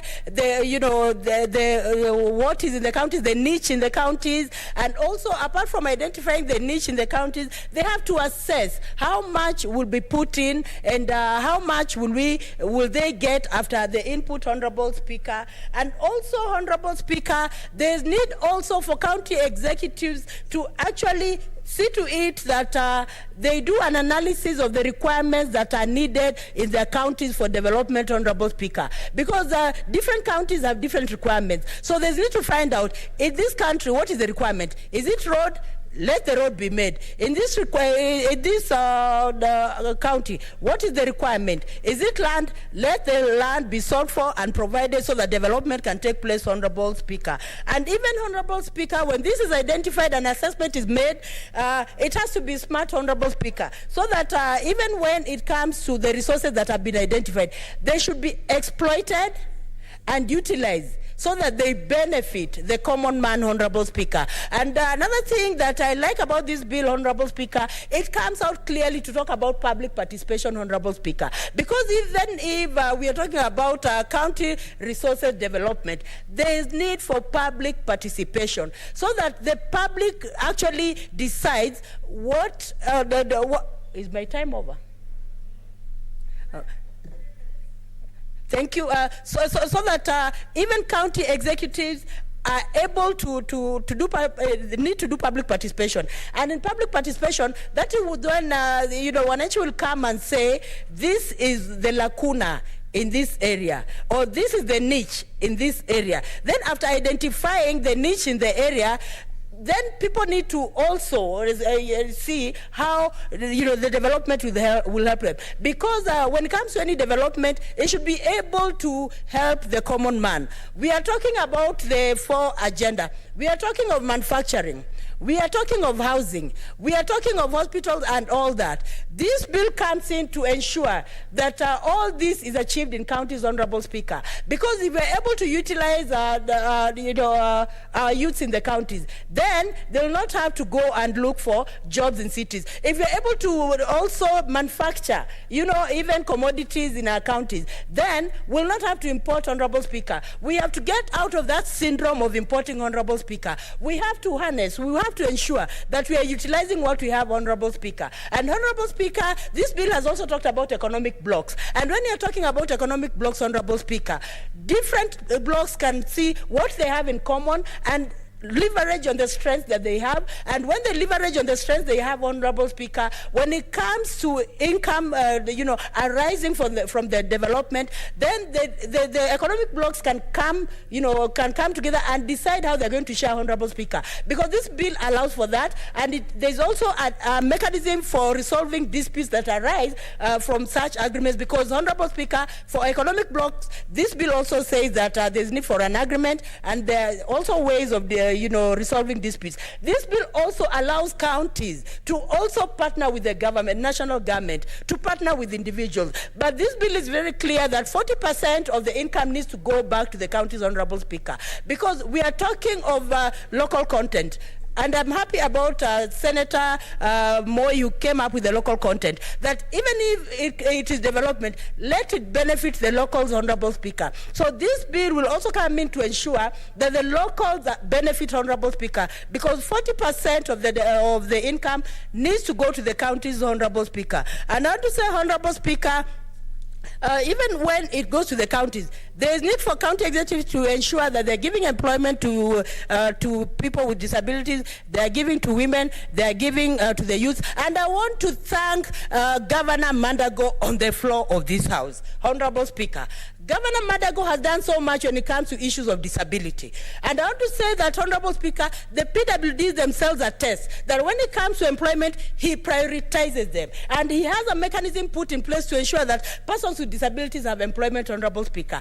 And there's need for county executives also to be sensitive, Honorable Speaker, so that when it comes to tenders, let persons with disabilities also be given something that is viable. When it comes to jobs, let them be given also what is viable, Honorable Speaker. Because I want to say on the floor of this house, and I've said many times, persons with disabilities lack the opportunity to showcase their potential. So I want to thank Governor Madagol, and I hope that many other county executives will benchmark also to ensure that persons with disabilities are brought on board when it comes to development in this country, when it comes to development also in the county's Honorable Speaker. And I also want, in the same breath, I want to thank Safaricom, which is also doing a good job in ensuring employment for persons with disabilities, Honorable Speaker. Safaricom gives persons with disabilities jobs, and they give them honorable jobs, Honorable Speaker. And I want to say, Honorable Speaker, I commend Senator Nyamunga for coming up with such a noble bill, and I know and I believe that my fellow senators will also support this bill so that it sees light at the end of the tunnel.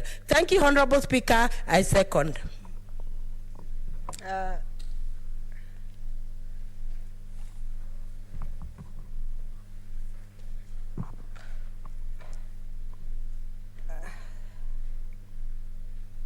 Thank you, Senators. Honorable Senators, I now propose the question that the County Resource Development Bill, Senate Bills number 45 of 2021, be read a second time. Senator Faria.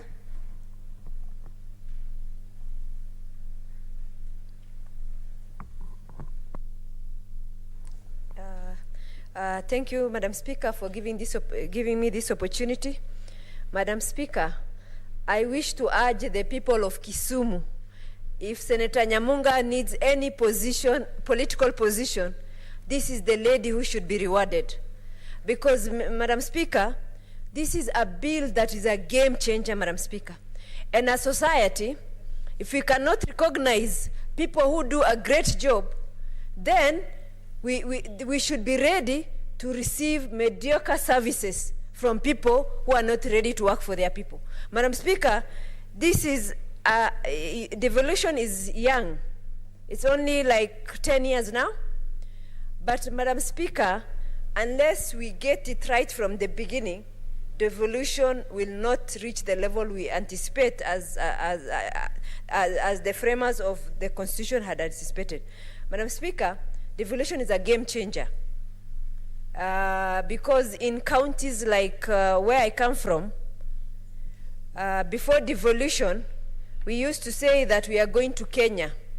Right now, as a result of devolution, despite its pitfalls, because it still has a lot of challenges, but despite that, right now, people from northern Kenya feel like they are part of this country, Madam Speaker.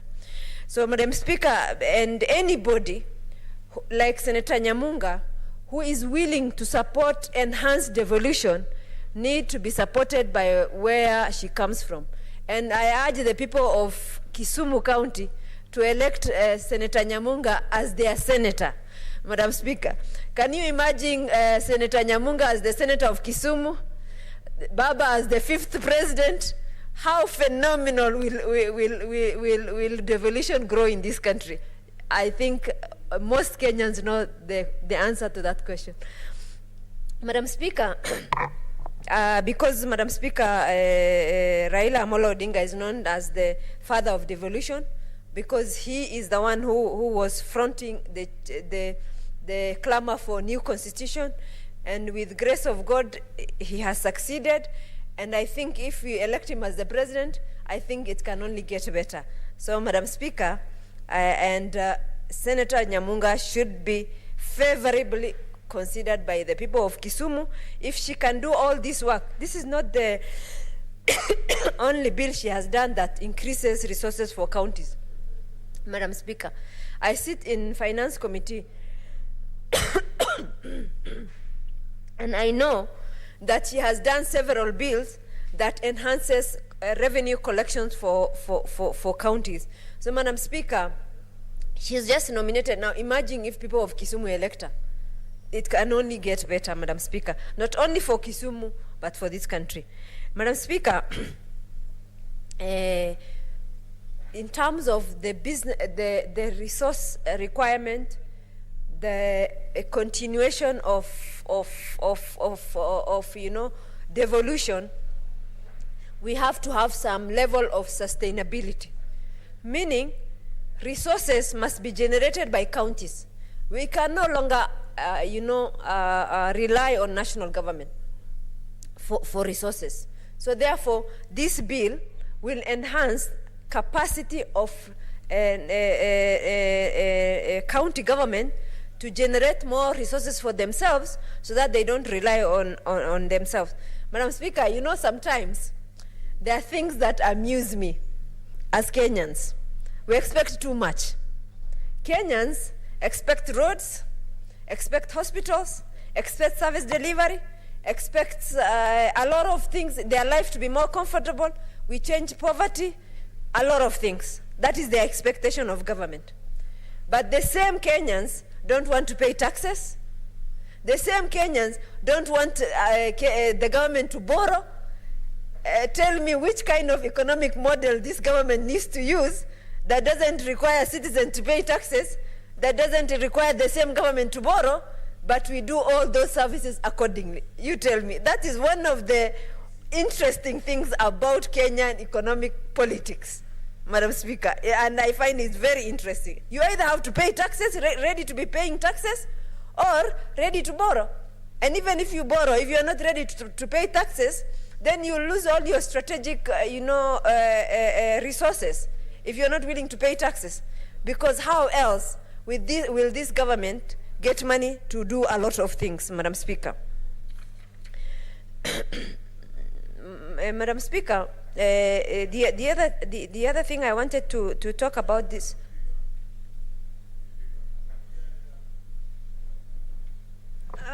Senator Mazzai, you know how to ask for a point of order. How come I don't see you in the interventions column?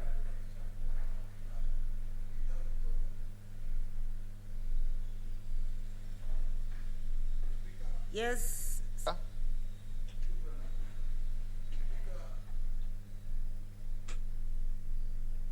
Let's give him the mic.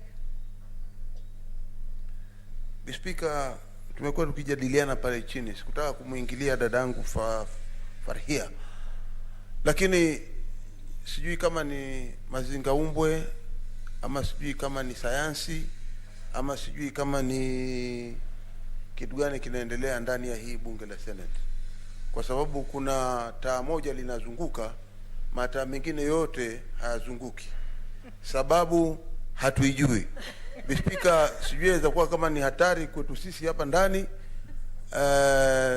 Kama kuna mtu anaweza kutufafanulia ni kwa nini taa moja inazunguka, zingine zote zimenyamaza na taa moja inatangatanga hapa.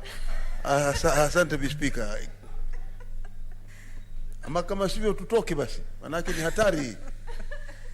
Asante sana Senator Matsayo. Nimejulishwa kwamba kuna hewa inazungusha hiyo taa. So usiogope, hakuna kitu ya hatari hapa. Ni hiyo moja tu, kuna hewa inatoka kutoka kushoto ikienda kulia na ndio inazungusha hiyo taa. So hiyo ni sawa. Senator Faria, endelea. Thank you, Madam Speaker. Madam Speaker, in terms of this bill, what is so interesting is the regional blocks, Madam Speaker, suggested by Senator Nyamunga. Madam Speaker, already regional blocks do exist. But right now, there is no legal framework that makes it more, when you don't have a legal framework, then you don't have a basis to sue or to be sued as a regional block. So but if it has a legal framework, then they can conduct their business knowing that they have what it takes to ensure that this functions very well the way it is anticipated by the bill.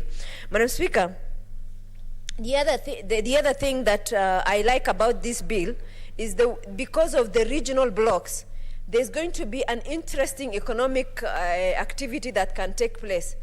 Like each region can invest more money in what they are good at. That means there is synergy between the different counties. And in addition to that, there will be market for the product as a result of specialization, Madam Speaker. And then, Madam Speaker, once this bill comes to actualization, I think the Ministry of Trade need to do a lot of work in terms of finding markets for all these interesting projects that will come as a result of these regional blocks. Madam Speaker, even as we have a regional block, whereby even, as far as Turkana is part of that regional block, not because of the neighborness, but because of our nature, in terms of the kind of livelihood that we have, in terms of animals, products, in terms of how arid and semi-arid, we have unique challenges as a result of those counties that are arid and semi-arid. So all that, they have 10 counties that are in that regional block, and I think they are able to negotiate already with donors in terms of, doing some interesting projects. Madam Speaker, the other thing that I wanted to talk about is, as a result of this bill, I think actualization of Agenda 4 of our President and the Jubilee government will be realized, and industrialization, I think, will be possible with these regional blocks. Madam Speaker, the other interesting bits that this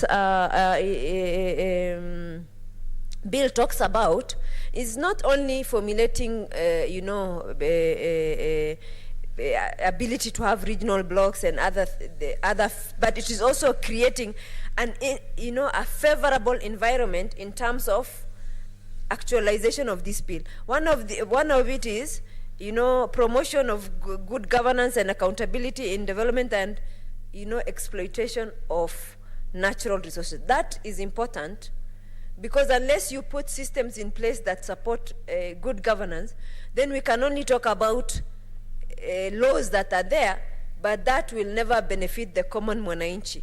And I wish to urge the governors, I wish to urge Kenyans, because the ones who are now there are on their way out, to elect governors who will actualize this bill and make sure the lives of their citizens are much better than they found it.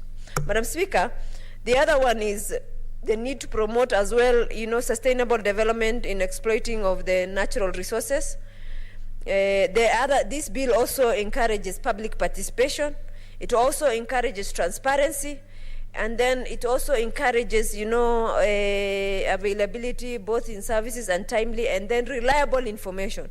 Because, Madam Speaker, unless you have reliable information, there is no way the citizen will know what is going on in these bills, in some of these, in order for this bill to be successful in ensuring that counties develop. Madam Speaker, this bill also recommends that if there is a natural resource within a county, 45% of the profits that is accruing from that, natural resource should go to that county. I think Nairobi needs to be worried now if this bill goes through, because the Nairobi water comes from Murang'a County, and therefore I think the Nairobians should be ready to pay 45% of what comes out of that water for Nairobi to go to Murang'a. So that's just food for thought. The other thing is, in terms of regulation, I have noticed that the bill provides for regulations for counties to give according to Financial Management Act, but it does not compel, unless I miss, Senator Nyamunga will correct me, to have regulation by what date after this bill is passed. Why that is important is that unless there are regulations to actualize the bill can never cover everything. And you need the regulation to ensure there are penalties, there is amount to pay if you don't meet. There are also, requirement in terms, it covers a lot of ground compared to the bill itself. So therefore, I urge Senator to include an amendment whereby it gives deadline for, I think this should come under Ministry of Finance and Planning, then they need to prepare the regulation I recommend after 6 months of this bill being signed into law. The other thing that I like this bill is that as much as most bills provide a legal framework, this one also further provides an agreement, a basic agreement between people who are in regional blocks. Now, what this does is that instead of somebody, if they want to go to a regional block, instead of them looking for some information in terms of developing an agreement, they have a high-level standard agreement where everybody follows. But then if there are additional things that you require, you can also include it. But at least, a skeleton framework in terms of what needs to happen in that agreement is also provided, Madam Speaker. Madam Speaker, I think this is a good bill, and I urge my colleagues to support. Madam Speaker, what I also wish to request is that we can debate, we can do all these beautiful bills, but unless we have enough 24 delegations to pass this bill, then all we are doing is telling bedtime stories, and a lot of senators will go home having, like Senator Rose Nyamunga, who has developed so many bills, they will go home with no bills to their name. So I urge my colleagues to come to the Senate, especially today afternoon. We vote most of these second reading bills that are done. We also finish all these third reading, and Madam Speaker, so that we can ask our sister house to fast track. Madam Speaker, I beg to support. Thank you very much. Thank you, Senator. Senator for Nyamira, Senator Mogeni Eric Okongo.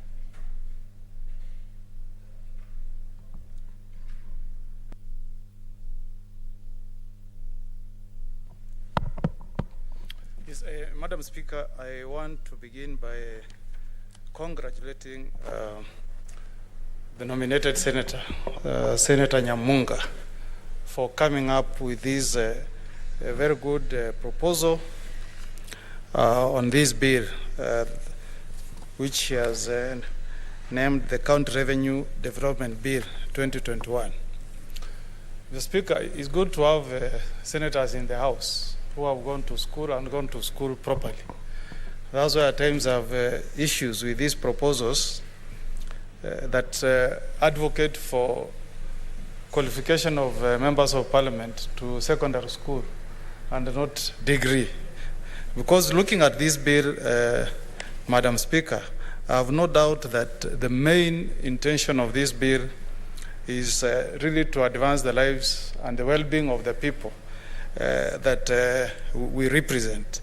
So I want to begin first by congratulating Senator Nyamunga and thank her for the brain and the effort that has gone into the preparation of this bill. And I want to encourage Senator Nyamunga that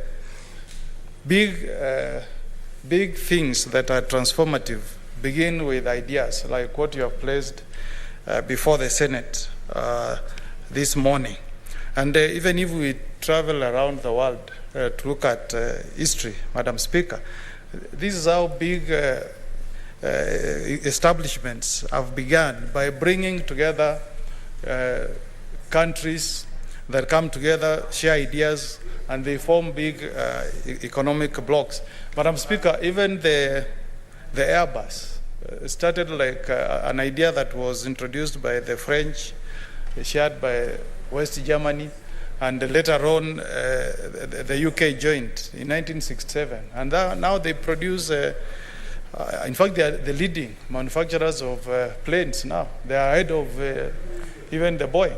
So this idea of encouraging counties to form economic blocks is the way to go, Madam Speaker. That's the only way we will form economic entities that will be transformative for our people. And I want to really appeal to our governors, Madam Speaker, to dream that when we put devolution in our 2010 Constitution, the main purpose, the main intention was to transform economically and socially the lives of the people that we represent. If we don't change the lives of the people that live in counties, then really the dream of our 2010 Constitution would have died in the face of the Kenyans that we represent. And we can, if we really pass this bill, I'm seeing as charting a way forward that will help us to form some economic bases and powerhouses in some of these counties that will come together. In the US, Madam Speaker, in 1933, when President Franklin Roosevelt took over power, America was in a serious economic recession.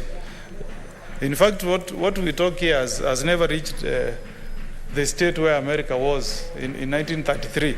Even getting bread, people were queuing. You could go to banks to withdraw your money, your own savings, and you could not withdraw money. But Franklin encouraged states, Madam Speaker, to be innovative and set up their own economic models so that they could themselves become economic powerhouses. And I remember one law that I always talk about, the Tennessee Valley Authority Act, that was initially challenged in courts but was cleared by the Supreme Court.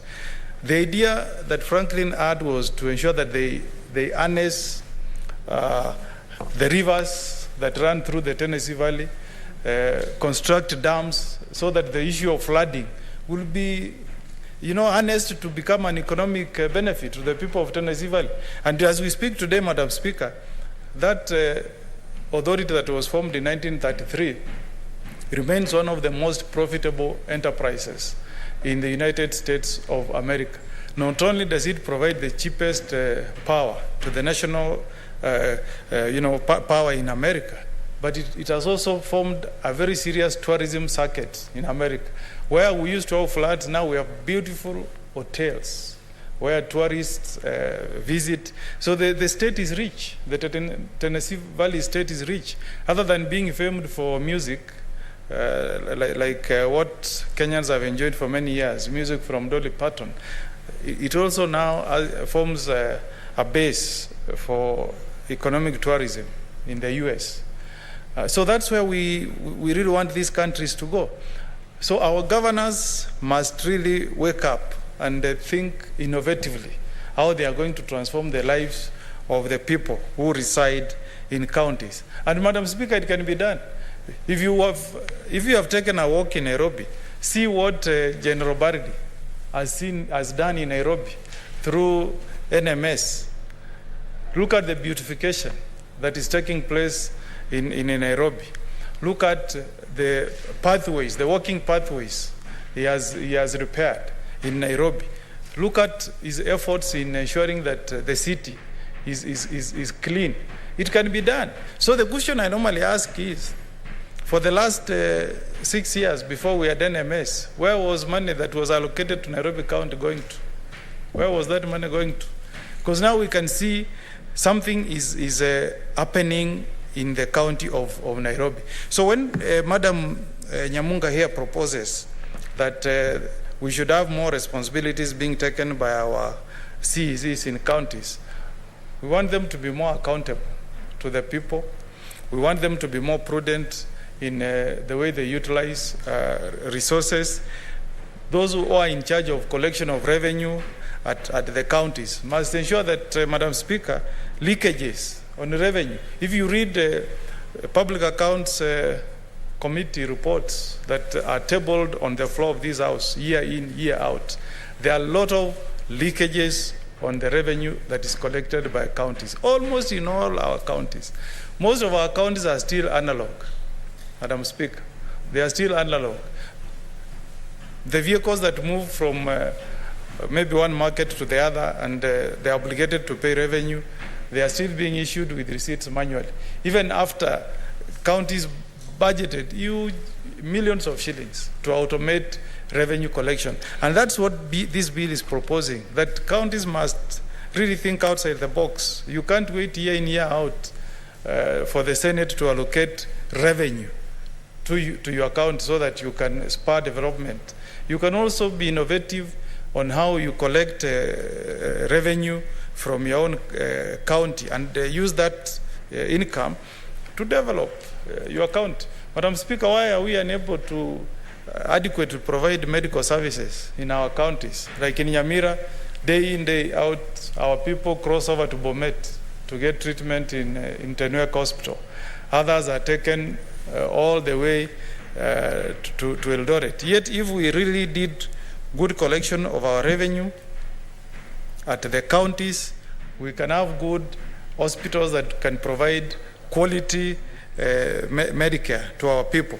Madam Speaker, this idea of forming economic blocks is a very good idea, Madam Speaker. And we can learn from what has happened within the European Union, what those 24 countries have done, serving a population, I think, of over 400 plus million people in an area of more than 4 million square kilometers. So we can have Nyamira, Kisii, Homa Bay, Kisumu coming together, even Vihiga, and we form a strong economic bloc, and we make trading easier for our people. Those who are moving from one country to the other, these economic blocks can come together and make movement of trade and services between those counties to become easier, and we also harmonize issue of taxation among those counties. But Madam Speaker, we can never succeed unless we deal with this issue of corruption.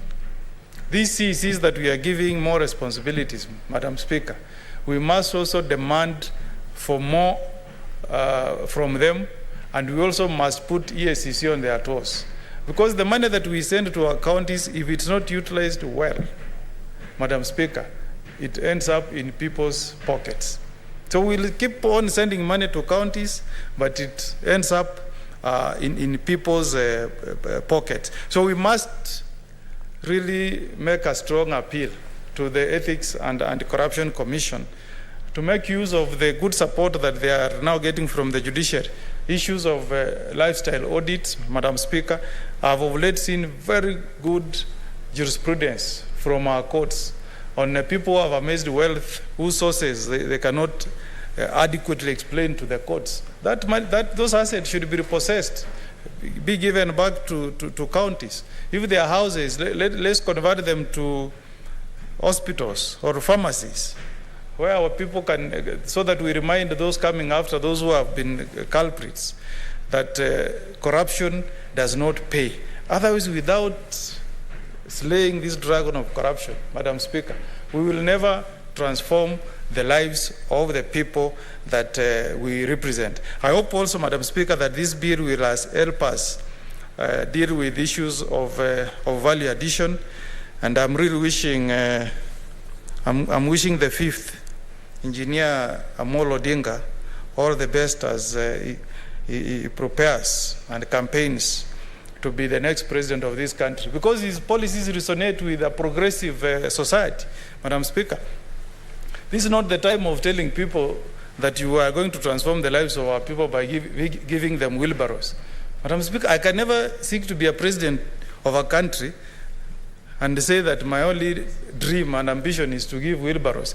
But I like, when I read what Engineer Raila is talking about smart agriculture, about value addition, how we can help our farmers to get more money into the pocket. That's what we are looking for, Madam Speaker. We know how poor our people are, Madam Speaker, where we come from. How can any Kenyan, Madam Speaker, oppose the idea that is coming from Engineer Raila Odinga, who wants to support those who are socially and economically poor at the counties? Madam Speaker, how can you oppose an idea, a good idea of giving social support to our people of Kenya shillings 6,000 per month, Madam Speaker? And that's what we want Kenyans to look at, that the policies in the Azimia coalition want to transform the lives of our people. And this bill will fit into the ideas of Engineer Raila Odinga. So there are people, Madam Speaker, if they take power, they cannot understand this bill. But people like Engineer Odinga will understand what it means when we are saying we want to take developments to the counties, because he believes in devolution, Madam Speaker. If you get somebody who, even when you propose to amend a constitution, to send 35% of revenue to the counties. They oppose. How will they embrace such a good idea? So I'm praying that Senator Nyamunga, when your bill passes, it will be implemented by the right president. Somebody who believes in transforming the lives of people who live in our counties, and not somebody who wants to bring policies that will leave our people remaining analog. A wheelbarrow, Madam Speaker, is for the analog generation. But as we are looking forward to the digital generation, I support, Madam Speaker. Thank you, Senator. Senator Justice Madzayo.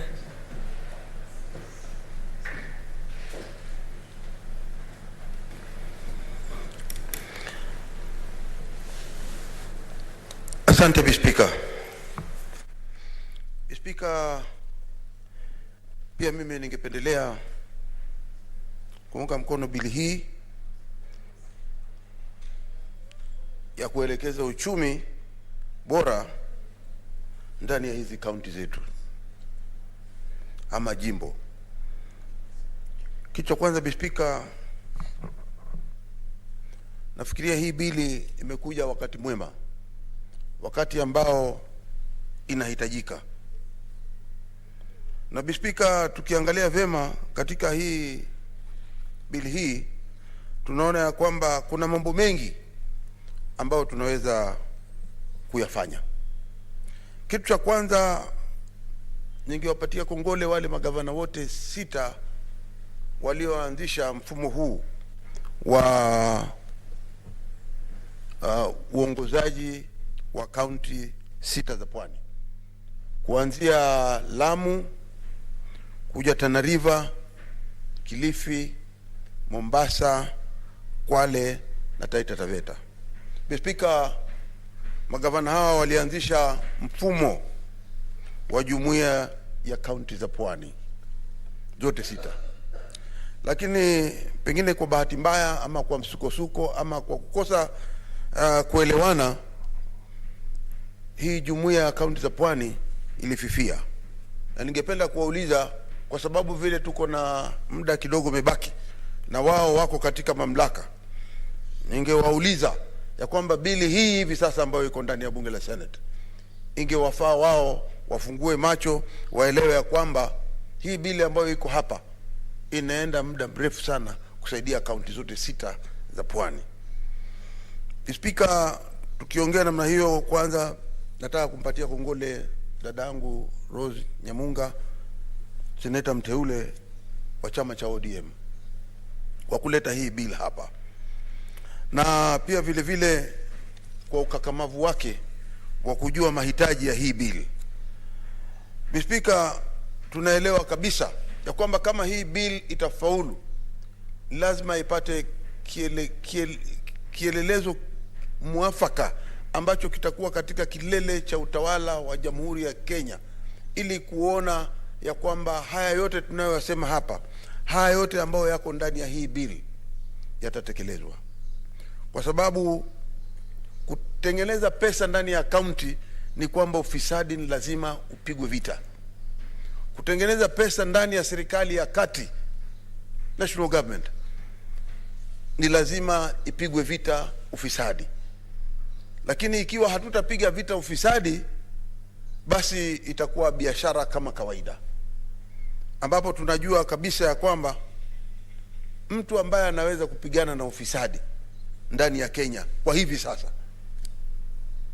mtu ambaye tuna imani ya kwamba akichukua hatama ya uongozi anaweza kupiga vita ufisadi, na anajua pale matundu ya ufisadi yako na anaweza kuyaziba kisawasawa, ili kuona ya kwamba kaunti zote 47 zinafaidika, tunajua ni yule atakayegombea kiti cha urais cha Jamhuri ya Kenya, akiwa rais wa 5 wa Jamhuri ya Kenya, akiwa ni rais Baba Raila Amolo Odinga. Tunasema ya kwamba hii si ndoto, bali ni kwamba hii bill inawezekana kutekelezwa. Tukisema hivyo ni kwamba kaunti zote 47 hivi sasa macho yao yanaelekeza katika serikali ya kati, na serikali ya kati imekuwa ikisaidia majimbo kuwapelekea pesa. Hizi pesa tunazopigania hapa tukizipeleka, kama ingekuwa serikali zetu za mashinani ziko na taratibu za kutafuta pesa zao, ziongezee juu ya hizi ambazo tunawapelekea, ingekuwa serikali zetu za mashinani zimeweza kuleta maendeleo mengi sana katika hizo serikali za ugatuzi walizo nazo ama tulizo nazo katika Kenya zote 47. Kitu ambacho nataka kukiwekea kipaumbele ni kwamba hakuna jimbo ndani ya serikali ya Kenya, yale majimbo yote 47, hakuna jimbo ambalo halina kitego uchumi. Tukianzia kama ni mambo ya utalii, tuko na mbuga za wanyama, tuko na bahari, tuko na upeo mzuri sana katika kila mahali, tukianza na upande wa pwani. Katika mambo ya utalii tumeona kabisa nchi nyingi katika ulimwengu zimeweza kufaidika kwa sababu ya utalii. Na ikiwa kama utalii ni kitu muhimu sana, sisi tunajua kwamba kwa hali kama Mombasa, kwa hali kama Kwale, Kilifi, Tana River, hata Lamu, ni kwa hali ambao kunaweza kuendelea zaidi ikiwa serikali zao zitaweka akili pamoja na kuona ya kwamba ni kitega uchumi gani ambacho wanaweza kufaidika nacho. Mr. Ukiangalia pande kama za Turkana, tuko na mambo ya mafuta ambapo hiyo pia ni bora zaidi kwao, inaweza kusaidia watu wa Turkana. Tukija kama ni upande wa chakula, tuko na bonde la Ufa ambapo kuna kuwa na vyakula vya aina mbalimbali vinatengenezwa, lakini kile cha muhimu ni kama mahindi ambayo yanatumika kila mahali ndani ya Kenya yetu. Ukija kwa upande kama ni wa samaki, kuna uchumi samawati pande za pwani, lakini zaidi sana wanaoweka samaki ama wanaoweza kuchukua samaki wengi, hata sisi sote tukashangaa hapa, ilikuwa ni upande wa Nyanza katika ziwa Victoria. Wanatoa samaki wengi, na pia hiyo ikiwa ni kitego chao uchumi kimoja, wakichukulia kwa maana sana kaunti ya Kisumu na zile zingine zote zilizo kule Nyanza zinaweza kufaidika. Speaker, tukiangalia upande wa Western Province, kuna yale mawe ya utalii yale yanalia, yanatoa machozi, ambayo kila mwaka, yani watalii wanaenda kule kwa wingi kuangalia ni kwa nini majiwe fulani ambayo yako pamoja yanaweza kutoa machozi. Lakini hiyo ni hali ya kwamba Mungu ametupatia mazingira ya utalii. Speaker, tumeona ya kwamba bei za bidhaa, ukiangalia mahali kama India, ukiwa juu kule Delhi, ukinunua shati ama ukinunua rinda la shilingi 15 zile wanaziita rupia, ukinunua kule hata ukasafiri kilomita 1000 ndani ya India ukaenda Madras, ile nguo uliyopata kule juu New Delhi, ukiipata shilingi 15 utaipatia kule chini pia shilingi 15, kilomita 1000 kutoka kule. Hiyo ni kumaanisha zile jumuiya za county za kule ambao ni regional governments wanafanya kazi wakiwa wanashikizana, na ni kwamba hakuna mtu anaweza, kila mtu anategemea mwingine ili kuona ya kwamba Speaker, kila mwananchi anafaidika alipo katika ndani ya India. Hayo yanawezekana kufanyikana ndani ya Kenya. Speaker, tumeona mahali kama Singapore. Singapore ni nchi dogo sana, lakini kwa sababu iko na ports, Singapore imeweza kufanya maajabu. Ukienda kule, watu wanaoishi ndani ya Singapore ni watu ambao wamefaidika kiuchumi wa nchi yao. Speaker, Singapore inajulikana kwa sababu iko na bandari, na ni bandari tu peke yake ndio inafuga kila mtu ndani ya Singapore. Sisi hapa tuko na bandari, na bandari yenyewe hata haijui pale ilipo, kwa sababu bandari yenyewe inasaidiwa pia na serikali.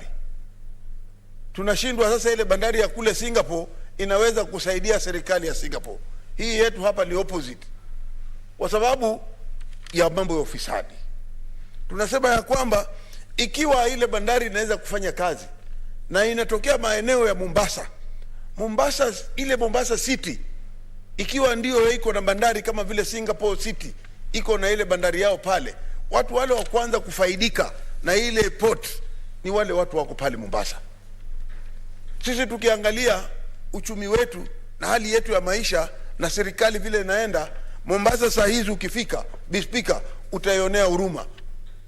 Imekuwa gofu, imekuwa watu wamepoteza kazi, imekuwa hakuna kitega uchumi, imewachiliwa namna hii tu. Tunasema ya kwamba ni lazima, ikiwa tunataka kaunti ya Mombasa iendelee mbele, basi wapewe nafasi ya kumanage, nafasi ya kuweza kuangalia ni percentage gani ama ni rasilimia ngapi wanaweza kupata kutoka kwa hiyo port, wapewe ili Mombasa iweze kuendelea pia. Vile vile Mombasa ikiendelea, tuna hakika ya kwamba uchumi ndani ya pwani kuanzia Kilifi, Tana River, Lamu, Kwale, Taita Taveta wote pia watafaidika ikiwa ile county ambayo ni kama mama yetu inaweza kuendelea. Lakini kwa hivi sasa jambo la kusikitisha, na tunasema ya kwamba jumuiya ya zile county za pwani wakiwa wanaweza kushirikiana vizuri, na tukiwa tunaweza kuwa na ile bandari ambayo certain percentage, ile ya percentage fulani inaweza kutolewa na ikapewa county za pwani, tunajua ni kwamba maendeleo fulani yanaweza kupatikana. Bispika, tunaelewa kabisa katika ulimwengu kama kuna port ambayo inasifika ni port ya Dubai. Watu wa huko Dubai wanashirikiana kama Emirates. Emirates ni kwamba kuna Sharjah, kuna sijui ni pande gani ni zingine kama hizo ambazo ndugu yangu Fakia anazisema, Abu Dhabi. Bispika, hakuna mtu anaweza kuishi peke yake. Bispika, ukienda Sharjah, ukienda Dubai, ukienda pande nyingine, utapata ya kwamba vile vile nilivyotangulia kusema, ukiwa utapeleka gari kule, ukija huku petroli sawa sawa. Ukiangalia kama ni maendeleo ya kule yako na pande hii yako sawa sawa. Bispika, ni jambo la kusikitisha kuona ikiwa kama wale miaka isio nilikuwa naangalia video ya mtaalamu mmoja kutoka Amerika, alikuwa anashangaa akasema, in 50 years you can do this. Yani katika miaka 50 unaweza kugeuza hii Emirates ikakuwa kitu ambacho ulimwengu mzima inashangaa.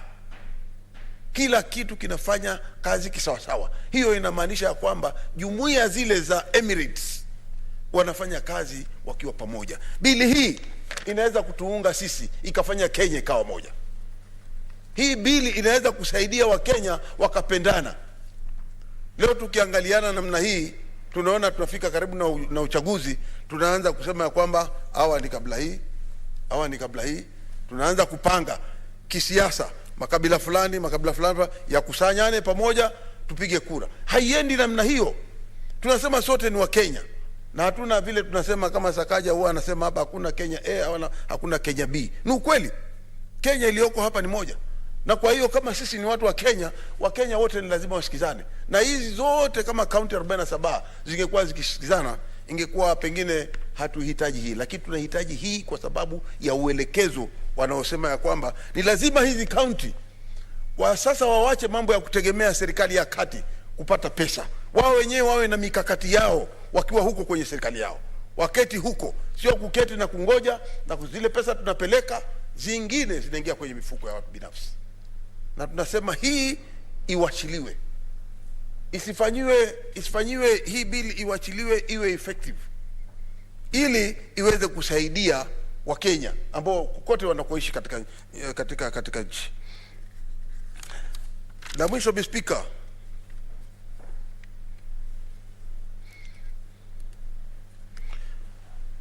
Kule pwani kuna kitega uchumi upande wa Kwale ambao bado haijapewa nguvu na serikali. Tunaweza kutengeneza mambo ya sukari. Tunaona sukari nyingi inaletwa kutoka nje. Hii nchi iko na uwezo na iko na ardhi ya kutengeneza sukari, lakini ukiangalia mambo ya ufisadi yameingia sana ndani ya sukari mpaka makampuni yamekufa. Ramisi Sugar iko Kwale County, inatakana ipewe kipaumbele na hata ile serikali iliyoko pale ya Kwale, ili kwamba watu isije ikafungwa, watu wakapoteza kazi. Tunaona mahali kama huku pande za Nyanza, Mumia Sugar, Nzoia Sugar wameweza kupoteza rasilimali zao za upandaji wa mimea sukari, miwa. Speaker, ni jambo la kusikitisha leo tukiona ya kwamba nchi ambayo inaweza kutengeza sukari hakuna kampuni. Siku zote sukari iko na shida, na iko katika majimbo fulani fulani ambayo yakishikana hayo majimbo kutoka Nyanza mpaka Western, hao wanatengeza sukari nyingi. Kwingine ni kama huko kwa Ramisi, lakini ukiangalia masikizano ndio hakuna, na huu mmea huu wa miwa umezidi kudidimia. Tunasema ya kwamba Speaker, ikiwa hii bill itapita na tutaitengeneza vizuri sana ili iweze tuirekebishe na tuitengeze bora vile ilivyo, ni kwamba tunahitaji ushirikiano mwema katika hizi kaunti zote zilizoko 47. Na pili, kaunti ambazo ziko pamoja zinaishi, wanataka kufanya uhusiano wao pia waweze kushirikiana ili tuweze kufanikiwa kama Wakenya. Asante Speaker. Thank you, Senator. Senator of Mombasa, Senator Mwinyi Haji Mohamed Faki.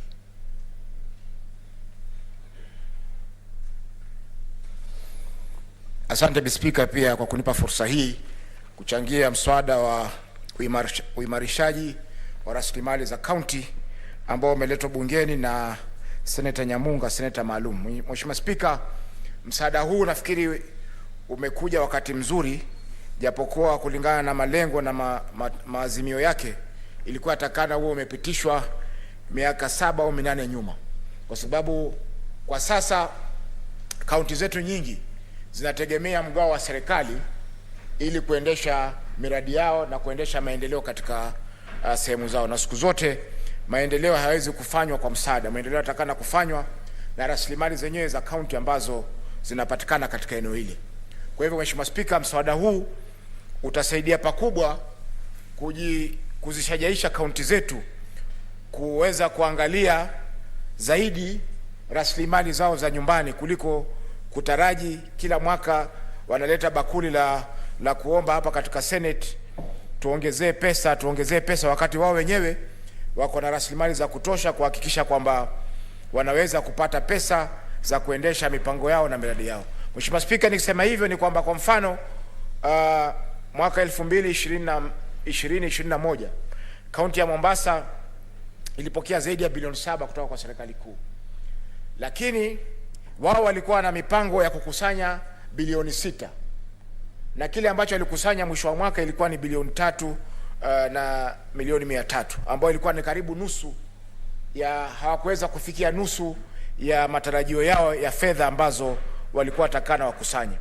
Kwa hivyo kama tunavyojua serikali kuu ina mahitaji mengi, na kwa hivyo kila mwaka kuna uwezekano kwamba zile ruzuku ambazo zinatolewa kwa hizi kaunti zetu zinakwenda zikipungua kwa sababu mahitaji yanakuwa mengi. Kwa hivyo mapato pia yanaweza kupungua kutokana na uchumi kuzorota. Kwa hiyo Mheshimiwa Speaker, iwapo rasilimali ambazo ziko katika kaunti zetu zitaweza kuimarishwa, ina maana kwamba kaunti itaweza kukusanya pesa nyingi za kodi.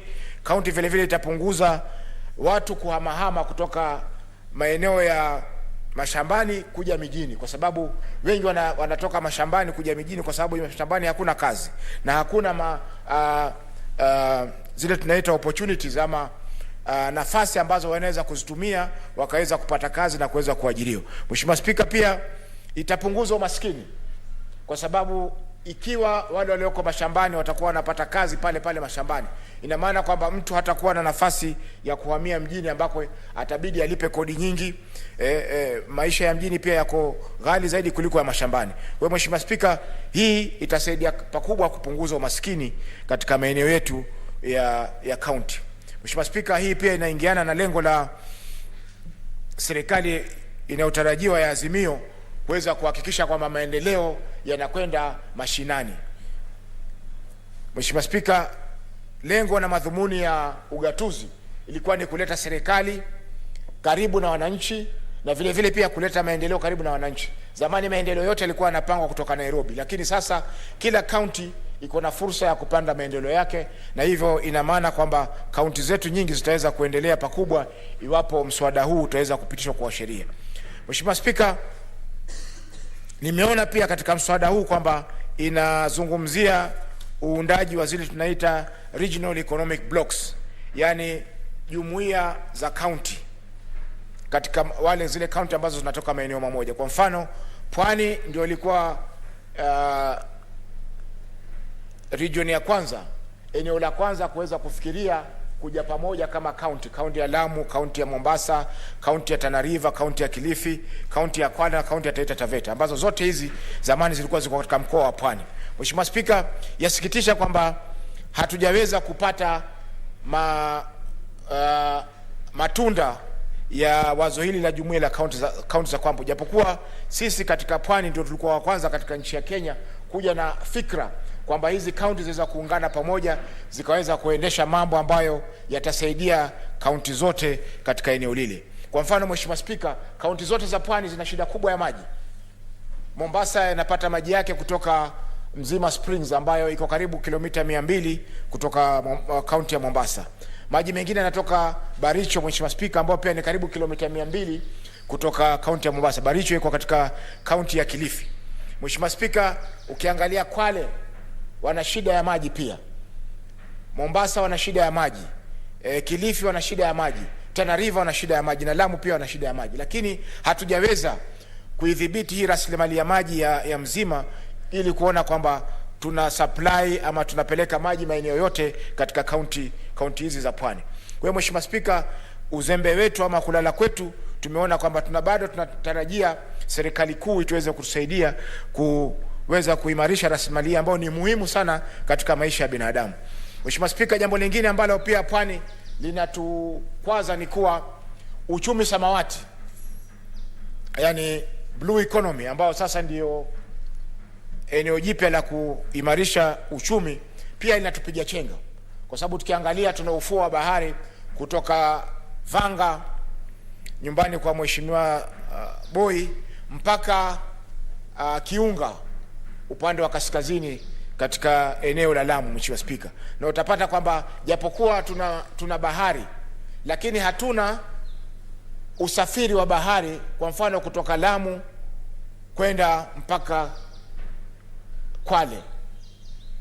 Leo kuna usafiri wa kutoka Shimoni kwenda mpaka kisiwa cha Pemba na Zanzibar, lakini sisi katika Kenya hatuna usafiri wa kutoka Shimoni mpaka Mombasa, ama Kilifi mpaka Mombasa, ama Mombasa mpaka Lamu, ili kuhakikisha kwamba wananchi wetu wanapata usafiri wa njia rahisi ambao uko salama. Mheshimiwa Spika, kama safari ya Lamu inafanywa zaidi ya magari, ambapo tumeona kwamba siku za karibuni kumekuwa na visa vingi vya majambazi kuvamia mabasi na kupiga risasi watu kiolele. Kwa Mheshimiwa Spika, hii uchumi samawati ni eneo kubwa, ni eneo zuri ambalo sisi kama kaunti za Pwani tunaweza kulisimamia kuhakikisha kwamba tunapata usafiri wa rahisi, tunapata bidhaa za bahari rahisi, tunaweza kupata pia watalii kuja maeneo yetu mpaka masuala ya kawi. Mheshimiwa Spika, kawi kutokana na upepo wa bahari inaweza kupatikana kutokana na rasilimali hii ya bahari. Kwa Mheshimiwa Spika, sisi katika kaunti za Pwani, Mheshimiwa Spika, tuna nafasi kubwa ya kuweza kutumia sheria hii itakapopitishwa kuhakikisha kwamba kaunti zetu zinafaidika na rasilimali ambazo ziko. Mheshimiwa Spika, jambo lingine pia la kusikitisha ni kwamba kaunti zenyewe tunatoza ushuru bidhaa ambazo zatoka kaunti moja kwenda kaunti ya pili. Kwa mfano Mombasa inatumia zaidi mawe ya kujenga manyumba kutokana na mawe ya coral ambayo yanatoka Kilifi. Kwa hivyo jiwe lile likitolewa Kilifi limetozwa kodi, na likiingia Mombasa pia linatozwa kodi. Mpaka juzi mahakama ikasitisha kodi ambayo inalipishwa na kaunti ya Mombasa kwa bidhaa kama hizo. Tunaona kwamba bidhaa zetu zinakuwa ghali, na mara nyingi tunawadidimiza wananchi wetu katika maeneo yale. Kwa mfano jiwe likitoka Kilifi likifika Mombasa linalipishwa shilingi 60. Lakini Mombasa jiwe likiwa tunatumiwa kwa Kilifi halilipishwi zaidi ya shilingi 40. Kwa hiyo Mheshimiwa Spika, tunaona kwamba hizi kodi ambazo zinalipishwa katika kila kaunti, kwa mfano rasilimali ama bidhaa ya samaki imetoka Lamu inakuja Mombasa, italipishwa ushuru Lamu, ilipishwa ushuru Kilifi na ilipishwa ushuru Mombasa. Maeneo matatu ambayo yanalipisha ushuru, na yote hii inakuja kuwa mzigo kwa yule mwananchi ambaye anakaa kaunti ile, ambaye yeye ndiye atakuwa mtu wa mwisho kutumia bidhaa ile. Kwa hiyo Mheshimiwa Spika, hizi regional economic blocks zitasaidia pakubwa kuoanisha kodi ambazo zinalipishwa katika kaunti zile, ili kama kwa mfano Kilifi wamelipisha kodi, Mombasa haina haja kulipisha kodi. Kama Kwale imeweza kulipisha kodi, Mombasa haina haja kulipisha kodi, ili wananchi waweze kupata bidhaa kwa urahisi na bei nafuu. Mheshimiwa Spika, hii pia tunasema regional economic blocks, yani jumuiya za counties, zinaweza kusaidia pia pakubwa kuweza kuimarisha rasilimali ambazo ziko katika maeneo maili tofauti. Kwa mfano kwa sasa Kwale ina titanium, ina madini ya titanium katika Kwale ambayo yanachimbwa na kupelekwa soko la nje. Kilifi pia katika maeneo fulani yana madini ya titanium ambao pia hayajaweza kuchimbwa. Kwa hivyo kutumia ukaribu wa Kilifi na Mombasa, Mheshimiwa Spika, itaweza kusaidia pakubwa kuweza kuimarisha biashara ya uchimbaji wa madini katika eneo la Kilifi wakati Kwale takapokuwa wanamaliza madini yao. Kwa hiyo Mheshimiwa Spika, hii jumuiya za county, Mheshimiwa Spika, pia zitasaidia kuleta maendeleo karibu kwa mambo ambayo yanaweza kusaidia kaunti zote mbili. Mheshimiwa Spika, la mwisho kwa jumuiya za county ni kwamba kuna maeneo ambayo yana ile tunaita Kiingereza comparative advantage, yani wana nafasi nzuri. Kwa mfano Mombasa kama mji wa bahari ama jiji la bahari, jiji ambalo lina bandari ya kimataifa, lina nafasi nzuri ya kuleta wafanyabiashara kuliko maeneo mengine ambayo hayana rasilimali ama hayana mawasiliano kama vile kaunti ya Mombasa. Kwa hiyo Mheshimiwa Spika, kama kaunti zote zitaungana pamoja kama Mombasa, kama county, kama jumuiya ya county, kama kwa mfano Mombasa, Mheshimiwa Spika, itaweza kupata nafasi kubwa ya kujiimarisha kiuchumi. Tumeona kwamba miji mingi ambayo ina bandari, kwa mfano Rotterdam kule Netherlands, wameweza kuimarika kwa sababu ya biashara ya bandari katika maeneo lile. Lakini kwetu Mheshimiwa Spika, biashara ya bandari iliondolewa ikapelekwa Naivasha kama dry port ili kuimarisha usafiri wa SGR, ambao Mheshimiwa Spika, ile ilikuwa ni makosa makubwa, kwa sababu ile comparative advantage ambayo bandari ya Mombasa ilikuwa nayo kuweza kuleta wafanyabiashara kutoka maeneo yote, kuleta mali kutoka sehemu zote, imeweza kupungua sasa, na utapata kwamba biashara nyingi zimeweza kufungwa na ikaathiri kodi ambayo Mombasa ilikuwa inapokea kutokana na wafanyabiashara walioko pale. Kwa hiyo Mheshimiwa Spika, kwa kumalizia ni kwamba nimeona hapa Senator Faria alizungumzia masuala ya kanuni, yani regulation, lakini nimeona hapa kwamba Cabinet Secretary in consultation with the Council of Governors may make regulations giving effect to the provisions of this act, ambayo nafikiri hii ni standard provision ambayo inapatikana katika sheria nyingi ambazo zinapitishwa. Kwa hiyo Mheshimiwa Spika, mimi naunga mkono sheria hii na itasaidia pakubwa Mheshimiwa Spika kuweza kuimarisha rasilimali zetu za county. Mheshimiwa Spika, hii sheria ikiwa itatumika kikamilifu, hatuna haja kungojea kupewa wilbaro. Mheshimiwa Spika, hatuna haja ya kupewa kama county, hatuna haja ya kuja kupewa rizuku ndogo ndogo. Unasikia? Tumeweza sasa kupitisha mfumo mpya wa elimu wa CDC ambayo watoto wengi wameweza kusonga mbele. Wengi sasa wanatumia zile tunaita viparakatanishi yani tabs katika masomo yao. I see a point of order from Senator Faria.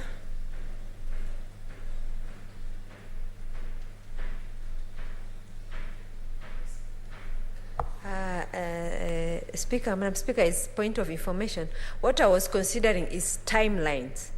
You know, by 6 months, you know, or 1 year within, because you know, when you don't give deadlines in terms of regulation, people can just, you know, they have their own time of doing things. So I think within the bill, we must give timeline. Okay. That's what I meant, Senator Faki. Thank you very much. Thank you. Mheshimiwa Spika, Senator Farhia na mimi na yeye tunakaa kamati moja ya regulation ya Senate, delegated legislation. Na majuzi tulikuwa tuangalia kanuni ambazo zimeletwa za irrigation, ambazo sheria ya irrigation ilipitishwa kutoka 2016-2017. Na hivi sasa ndio tunamaliza kupitisha regulation zao. Kwa hivyo si makosa kwamba hata tukiweka kwa sheria kwamba lazima walete regulation kwa muda wa miezi 6, haitawezekana, kwa sababu tukiangalia masuala ya public participation, tukiangalia masuala ya kuzichambua zile regulation mpaka tuone kwamba ziko sawa, mambo ya mashauriano baina ya ofisi ya mkuu wa sheria na wizara, yote inachukua muda kiasi ambacho haiwezekani kufanyika kwa miezi 6, lakini ni swala ambalo linaweza kuwekwa katika sheria hiyo. Mheshimiwa Spika, nilikuwa nazungumzia kwamba CDC sasa tunajaribu kuwapa watoto wetu viparakatanishi, yani tabs zile na laptops. Hatuwezi kuwa tuwapeleka katika teknolojia alafu huku nyuma tunawaregesha kwenye analog ya kusukuma wheelbarrow, ya kufanya mambo kienyeji. Sawa? Kwa hivyo Mheshimiwa Spika, njia pekee yake ya kuweza kuhakikisha kwamba kaunti zetu zinasonga mbele ni namaliza Mheshimiwa. Order. Please take your seat, Senator. Honorable Senator Faki, you have 5 minutes. So when we come back, you will have 5 minutes to wind up. Honorable Senators, it's now 12:30 p.m. Time to adjourn the House. The Senate therefore stands adjourned until today, Wednesday, the 16th February 2022 at 2:30 p.m.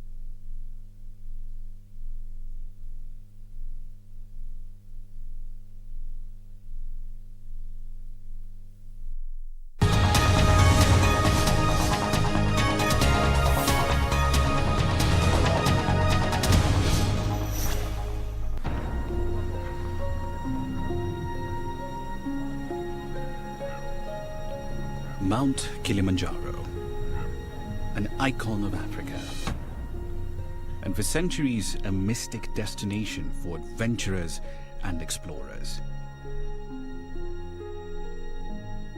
In this series, CCTV Africa will attempt to take you to the top of this beautiful and dangerous mountain, and look at what makes it such a draw to so many people around the world each year. Kilimanjaro is many things to many people. It's a fragile ecosystem, and it's also a place of work for the thousands of people who live on its slopes. It's a journey of stamina fraught with hazards and extreme conditions at every turn. Good job.